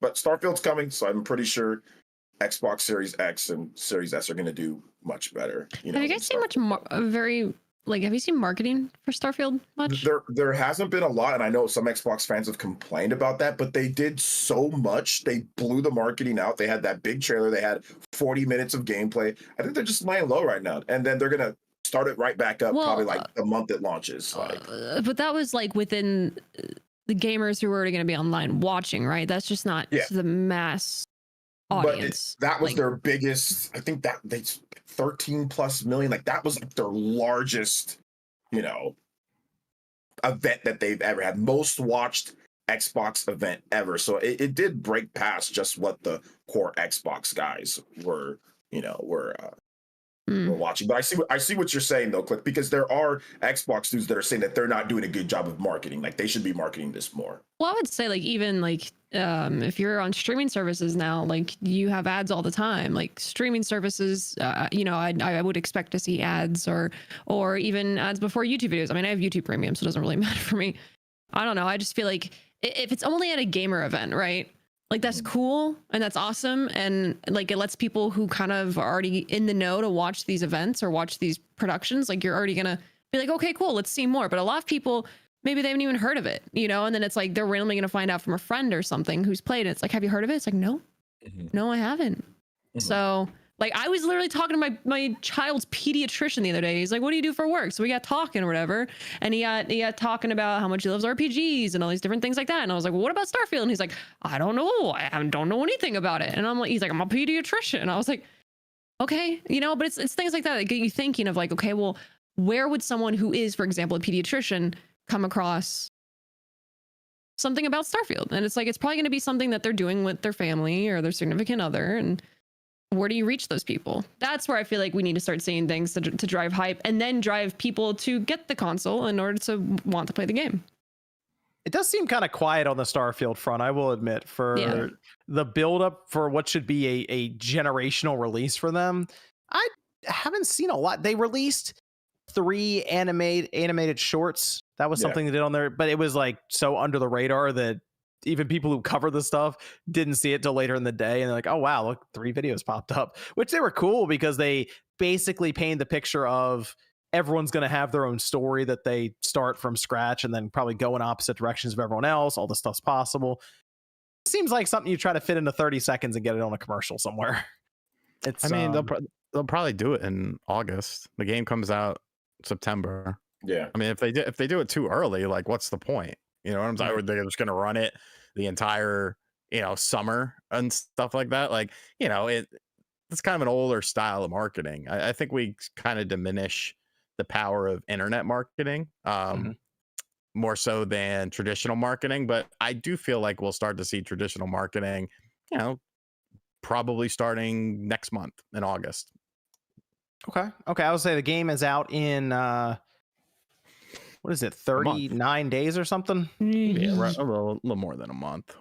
Yeah, I think it's the 6th. The 6th. Yep. So we'll probably have previews drop, I assume, few days before. We'll see. That could be marketing on its own just once the reviews drop and all this. And Maybe all the marketing funds are going to acquiring Activision. I don't know. I'm expecting to see a big Starfield push probably a few weeks out. So I hope so. We'll see, because that should be a huge release for them. And hey, that would probably drive Xbox sales for them. Absolutely. Now they did say that Phil Spencer did say that they are going to start stocking more and more Xboxes now going forward, which makes sense for Starfield and then Forza and eventually Call of Duty as this deal is wrapping up. So that should be their big holiday trifecta then this holiday: Starfield, Forza, Call of Duty. So that should sell Xboxes, but we'll see with that. I did also want to note that the PS5, it did get a temporary price drop, which is kind of weird. It in some areas is the same price that the digital edition PS5 versus the physical disc taking PS5. So that is odd to people because we heard those reports of that discless PlayStation 5 is coming out, or the optional one where you can slap a disc drive on the side of it. So it makes me think that maybe they are coming up with that here pretty soon, and they're just getting rid of stock. So we'll see. We also have Nintendo's financials this week coming up too. So something to keep an eye on for that. Okay, we do have a Pokemon Presents seemingly got found in a mobile game. It says Pokemon Masters. Does anyone play Pokemon Masters? No, but hell yeah. Cool. All right, good. I knew Sean would come weird. through.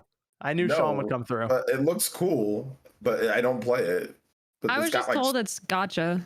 That's all. All their Pokemon games, all the Pokemon mobile games are gotcha, but it has like full voice acting and different stories and has like a bunch of cool stuff in there. But I mean, I'm not playing mobile game. Unless it's like sponsored mobile game. Like Raid Shadow Legends. Shadow Legends. Well, mine was that was the PC version when I that was BlueStacks or something. I didn't play it on mobile. Anyway, it's the Lad R. There you go. It looks like there's a Pokemon Presents coming up. They have it marked as August 8th, so we're still a week and a half off of that. I'm trying to figure out what they would show other than just the DLC again. It'll just be the Well, there were those rumors about the black and white. Oh, like yeah. I don't think they'd show that at this one, right? Like I remember, I know the rumors, Josie, but like if it's a Legends game or if it's like one of those like Brilliant Diamond or Shining, like one of those, like we don't really know what it is. But I don't know if they reveal that now at this point. Like that would be, that'd be a pretty big reveal if they do that.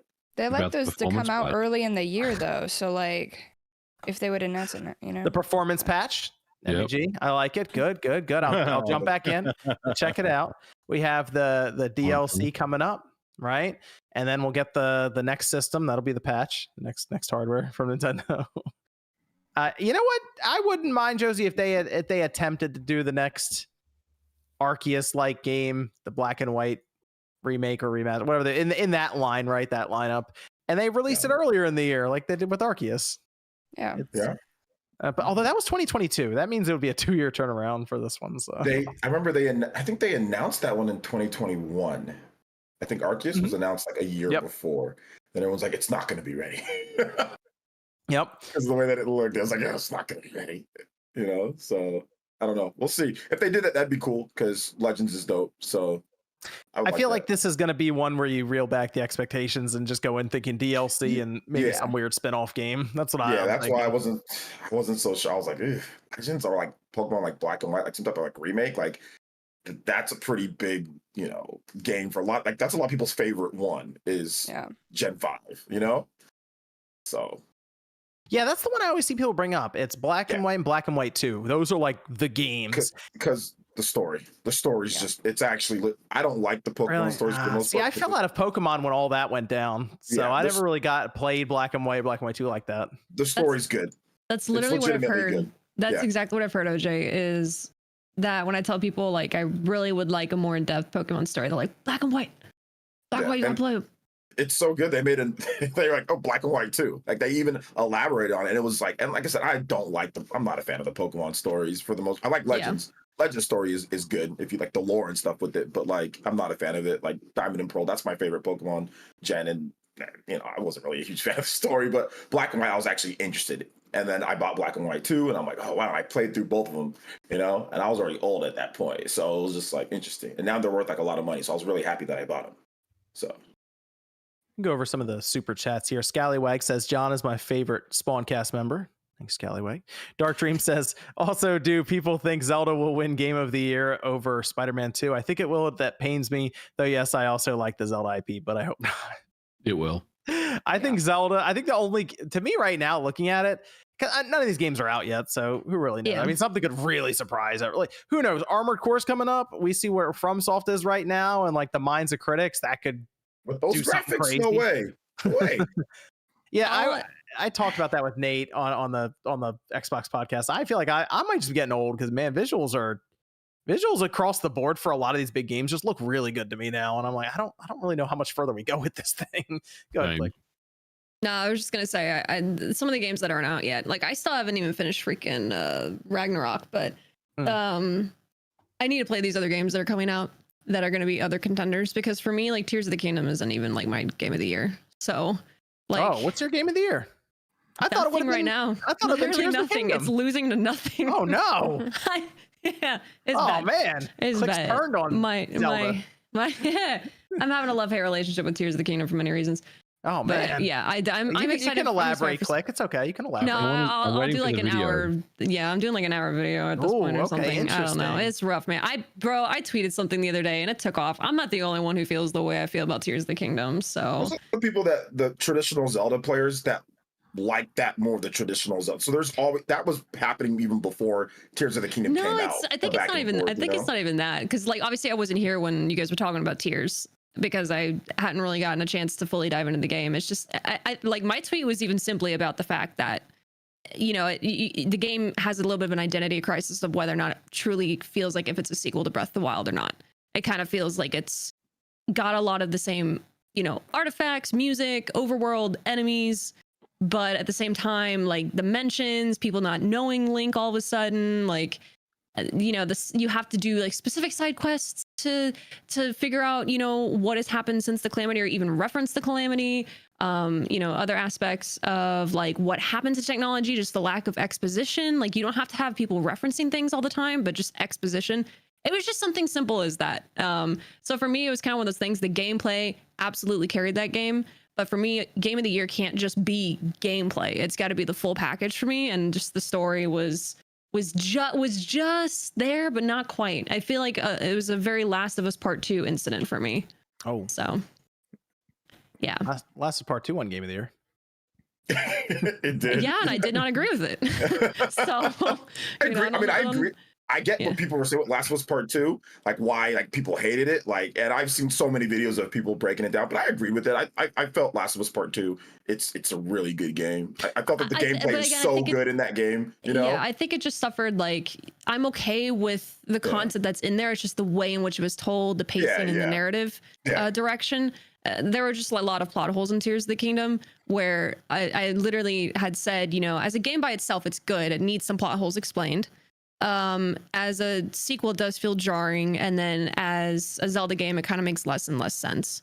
So I wasn't I wasn't mean to it. I just wasn't the kindest, and I loved the game, but it's not like in my top Zelda games. You know what I mean? So for me, it's like, I'm going to be really interesting. It's going to be interesting to me to see how the other games are nominated for the Game of the Year talk, especially the ones that haven't even come out yet. So we'll get there when we get there. Have you played Everybody 1-2 Switch yet, Click? It is really good. They offered me a code, and I was like, sorry, I don't have time. Oh man, turned them down. You missed. You Don't missed have out. space on my Switch for this game.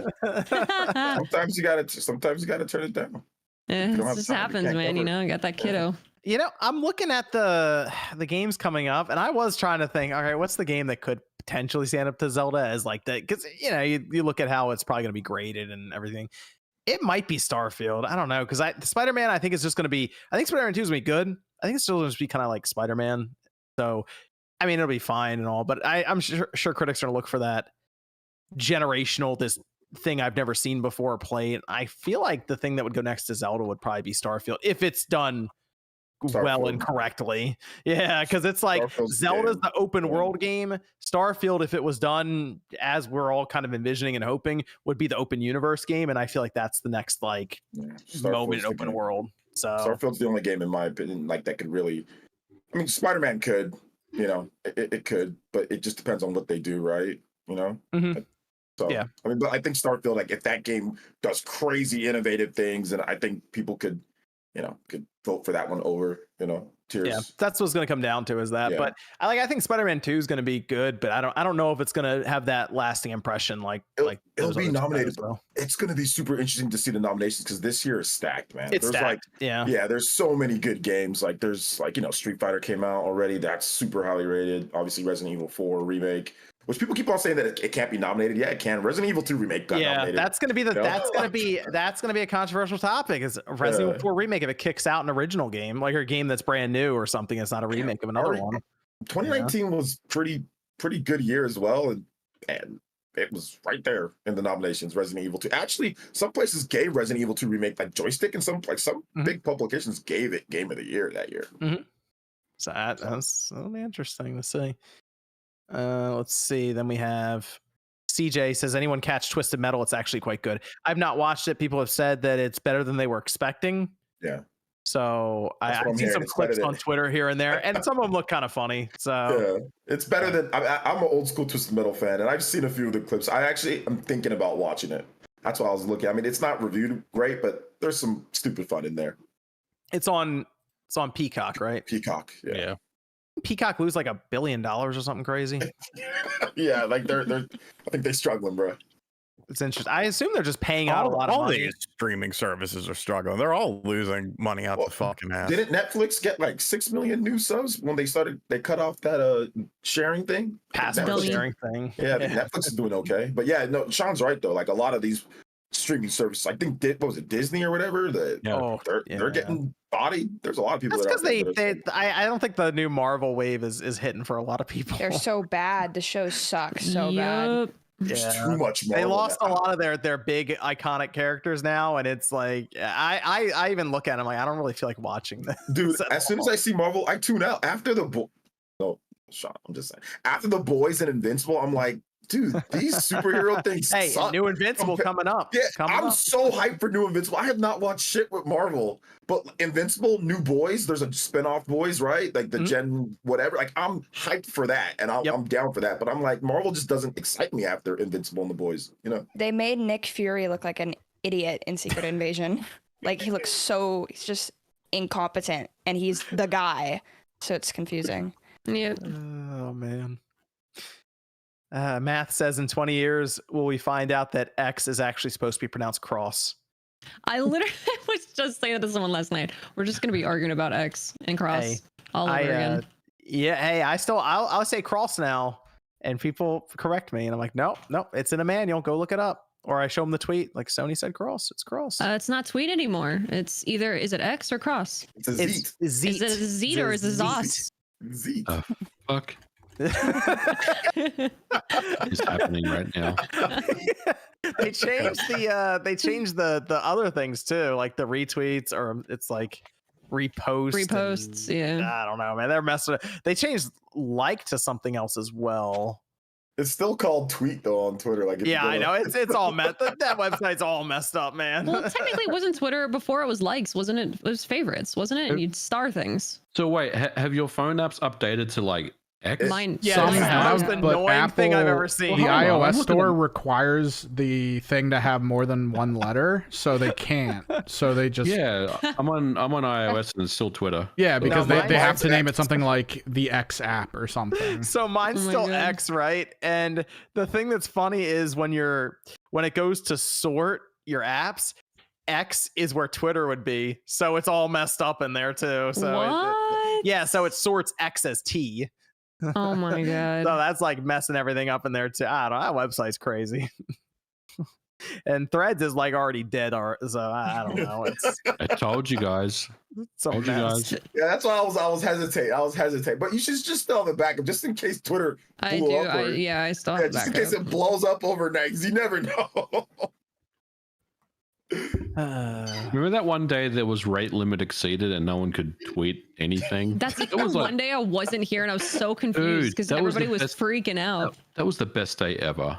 It really was. It really was. Nice quiet day on the internet. Mhm. It was great. We could actually do other stuff. It's like, oh no, I don't have to be on this site for work because it's actually not working. Seriously, I had the best mental health day that day. Boot says, was looking at an Airbnb and thought if they have an extension cord in the garage, I can lay in the hammock each night with the ROG Ally and 65-watt charger, gaming in 30-watt mode all night. This is a portable Series S use case, in my opinion. I mean, if you're going to run the extension cord, yeah. Gosh. The ROG is fine for what it is, but it still needs a lot of updates when it comes to firmware and everything. It's hard to recommend to anyone over the Steam Deck. I just tell people just pick that up. I disagree. Really? Okay. Why do you like the ROG more? I didn't necessarily say that, but I think the Steam Deck is essentially what it is. It's a Steam Deck. Yes, you can access a Windows mode in it, but I don't think it's very intuitive. Whereas the ROG Ally is a mini PC in the palm of your hand. So I feel like it's easier to do things on if you buy a Steam Deck, more than likely you're using the Steam Deck for what? To go on Steam and play Steam stuff. Whereas with a ROG Ally, I feel like it's a little bit more easier to do other things beyond just because of Windows. Yeah.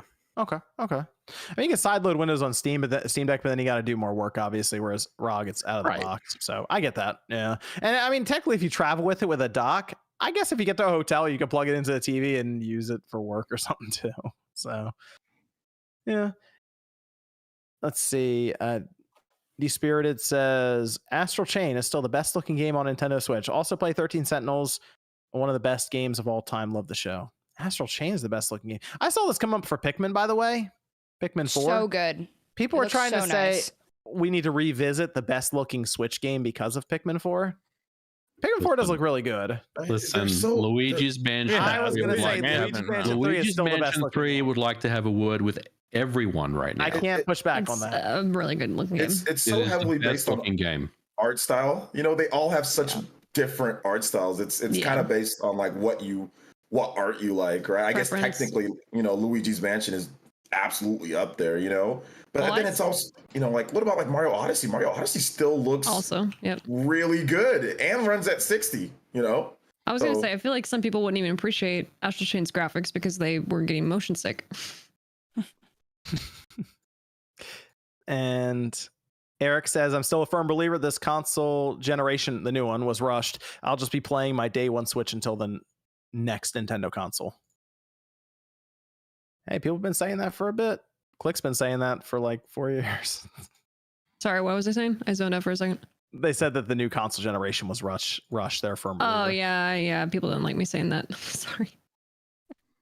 Epic says, all I expect from Pokemon is disappointment. Man.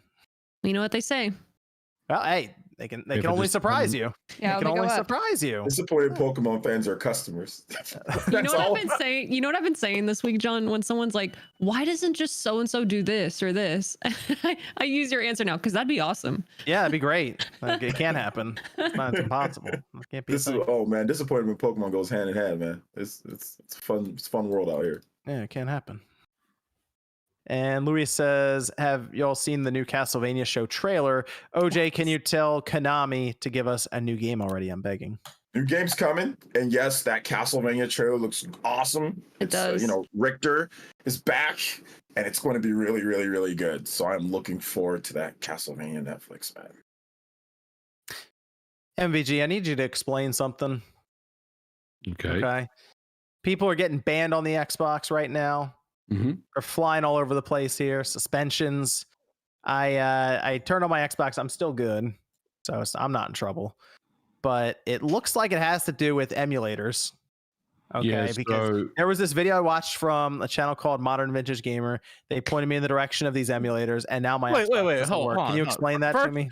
First and fucking foremost, let's remind everyone, Oh, before gosh, I here we became go. the king of emulation and the mini PC king and all of the king of that whole subsect of YouTube, didn't some jackass tell me, oh, why are you gonna waste money on that? Just use developer mode on your Xbox Series X, or you could do it on your Xbox Series S. You could just put the developer mode on there. Proceed. Did he really talk Wait, like who that? did that? Yes, he does. I didn't hear an accent, so. Wait, was No, that me or was that John? It was John. John The John accent always would be tries more to lead me British to if it was failure. you, MVG. Yeah. No, I said get a Raspberry Pi. No, you didn't. You fucking liar. You always lie. I said use it in developer mode, though, right? The Series Anyway, S. so- Yeah. Yeah, I said use it in so- developer mode. Okay, watch. So Go ahead, MG. the reason why people are getting banned on Xbox is because there was a loophole or some type of circumvention where you could actually get the emulators running on retail. If you guys recall, that was a thing, and then I think a couple of months ago, Microsoft ended up blocking them on retail. So people found a way around that again. And now basically Microsoft started issuing, I think it's temporary. It's only like 15-day suspensions. It's not like full console bans, but I think that the actual developers that have found the loophole have been like their consoles were permanently banned. So I think that's, pretty much Microsoft saying, fuck around and find out at this point if and I think the group themselves have now like stopped working on it, at least publicly. They're not really, talking about it anymore. So yeah, no more emulators on retail Xbox, but you can still use developer mode. So there's always that option as We're well. having too much fun.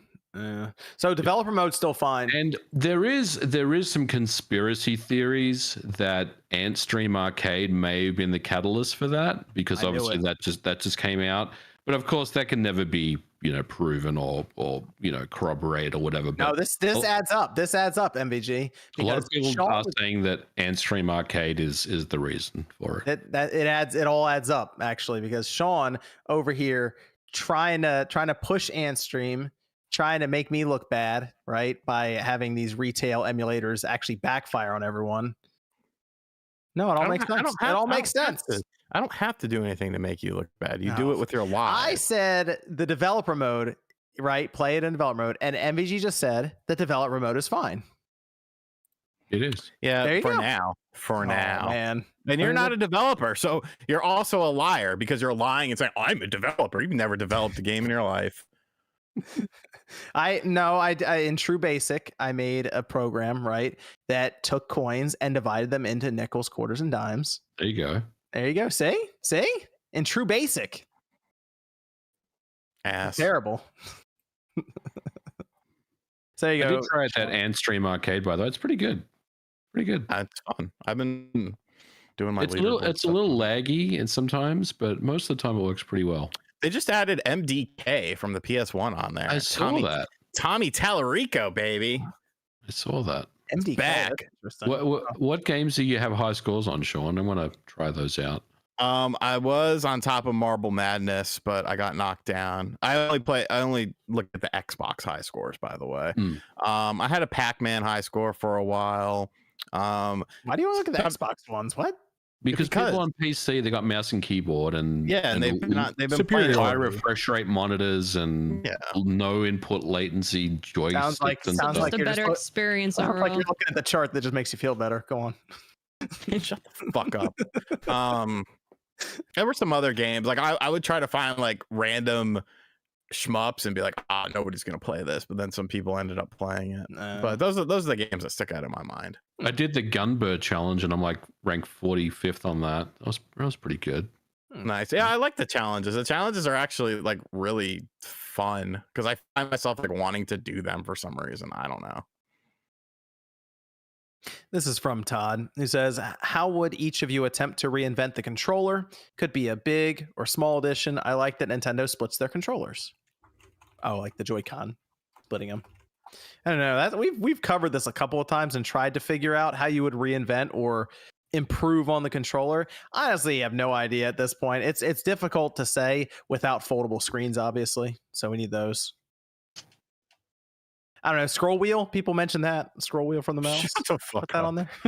Hey, they got through TSA. They got through security, and then they got caught. I don't know what to tell you. Maybe they just get rid of buttons completely, and it's just one big touch screen. There you go. Bring back the Wiimote. Just Just The kidding. Wiimote. quiet. The Isn't it after Wiimote. bedtime. It was good Why at the time. was it? Because they showed that remote and people were like, "What is that?" when they first showed it on stage. There's a lot of confusion. People I remember say that about a lot of things. I mean, it ended up being. I was thought it ended up being a good 3, and I control. thought it was cool. Oh. It is it is a decent controller. Yeah, now it's honestly. fine. But when they first showed it and then they got the nunchuck and plugged it into the bottom of the controller's cable, it was people were looking at that a bit side-eyed. I don't know. It was a little weird. J2 Blue says, question for MVG, how does an old game run on a modern engine? A good example is Ghost Trick running on RE engine. Well, it needs to be ported, so it's not just something you can just like take an old game and slap it on your engine. There's obviously many man hours that need to be done for that to work. So I can't really answer that question because it's kind of too high level to really say.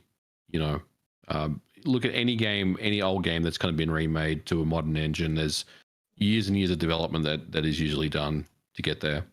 Did you see the Simpsons Hit and Run got completely ported to Unreal Engine?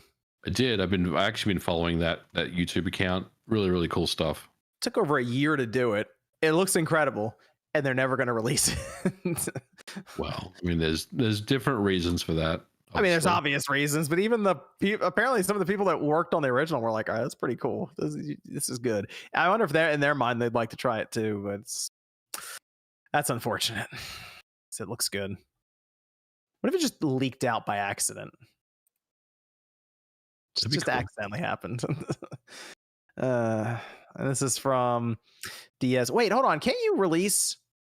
How did this work with the other things, MVG, where they released it and it pulled the assets from different things? What do you mean? Remember when they would port stuff from Android to Vita? You had to have the game and it would pull the assets. There's no way. There's no way to do that because that's completely ported to Unreal Engine, right? From scratch. Right, People were asking right. that. Yeah. Okay. Yep. That's what I figured. Diaz says, "What Xbox future looks like? What if backfires price?"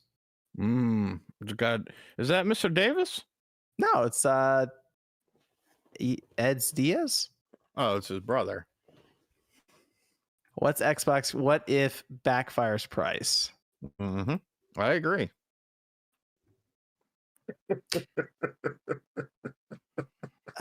Calm yourself, OJ, you OJ. good?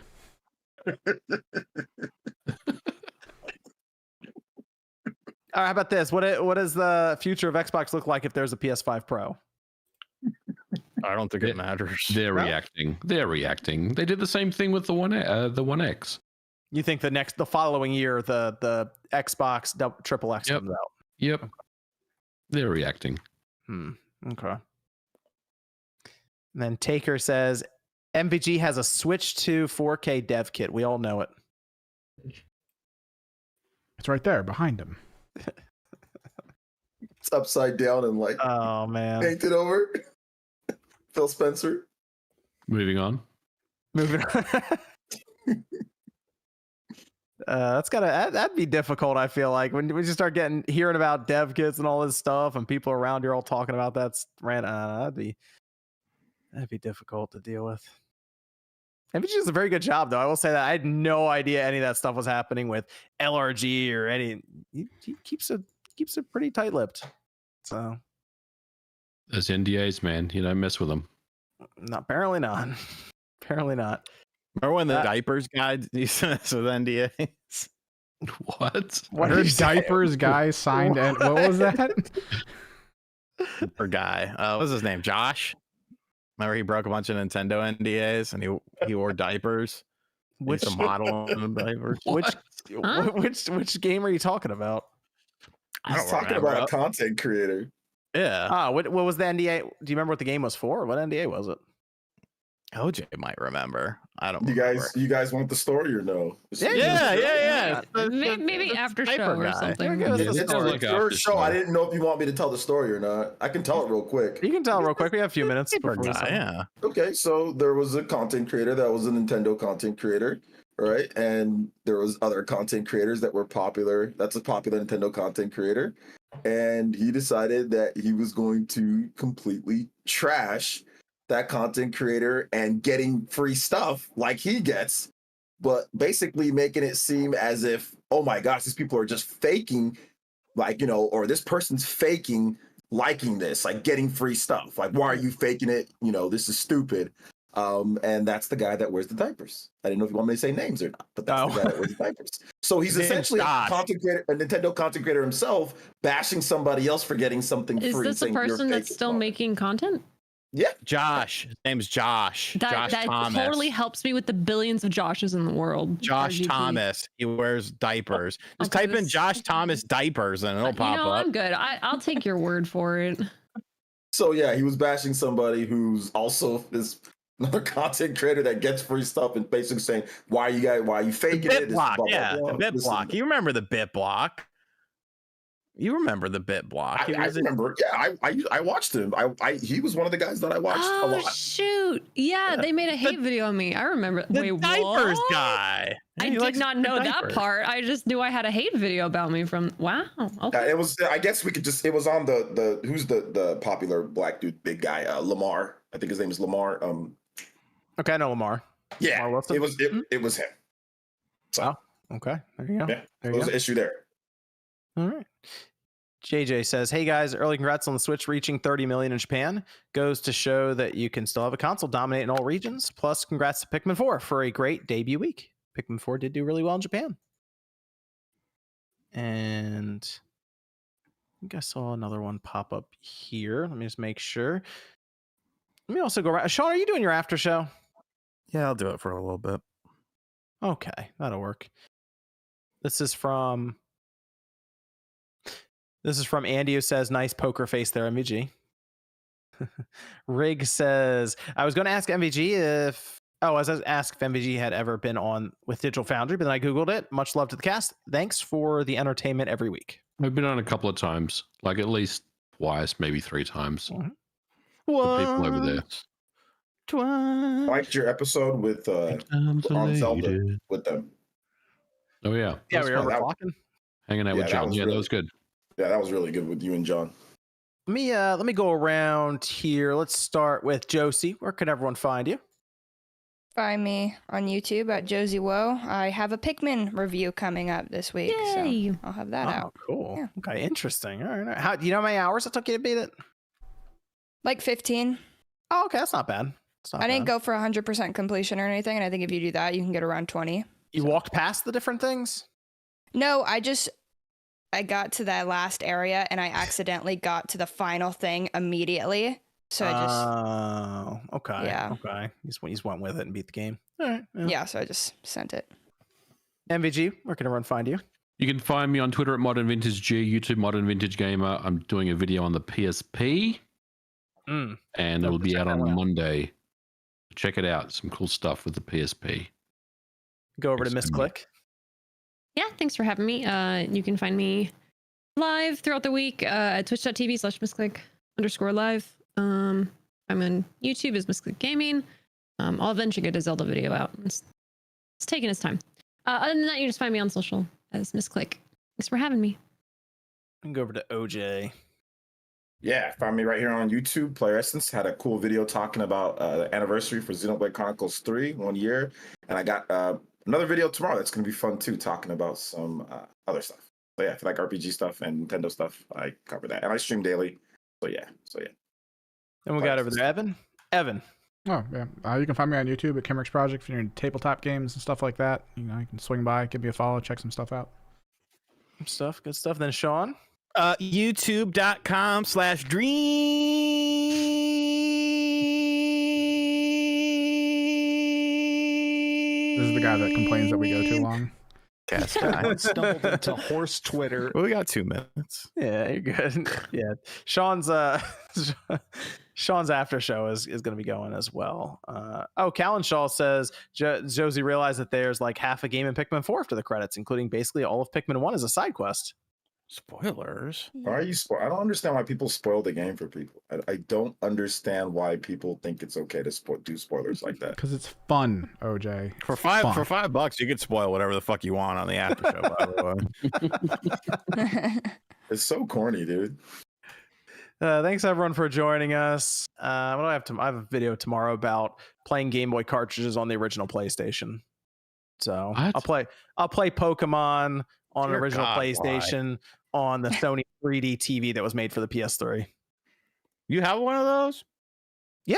I was using it earlier downstairs. I was gonna do a video on it. I just haven't gotten around to it, so I just use it as my test TV downstairs right now. They're pretty cool. I like those. Yeah, I was playing the Yard Zoo or whatever, however you say it on there. Oh yeah, Yard Zoo classic. Yard Zoo, the PS1 dev kit thingy, whatever. Anyway, we'll be back next Saturday at 9 p.m. Eastern time. We'll see you guys then.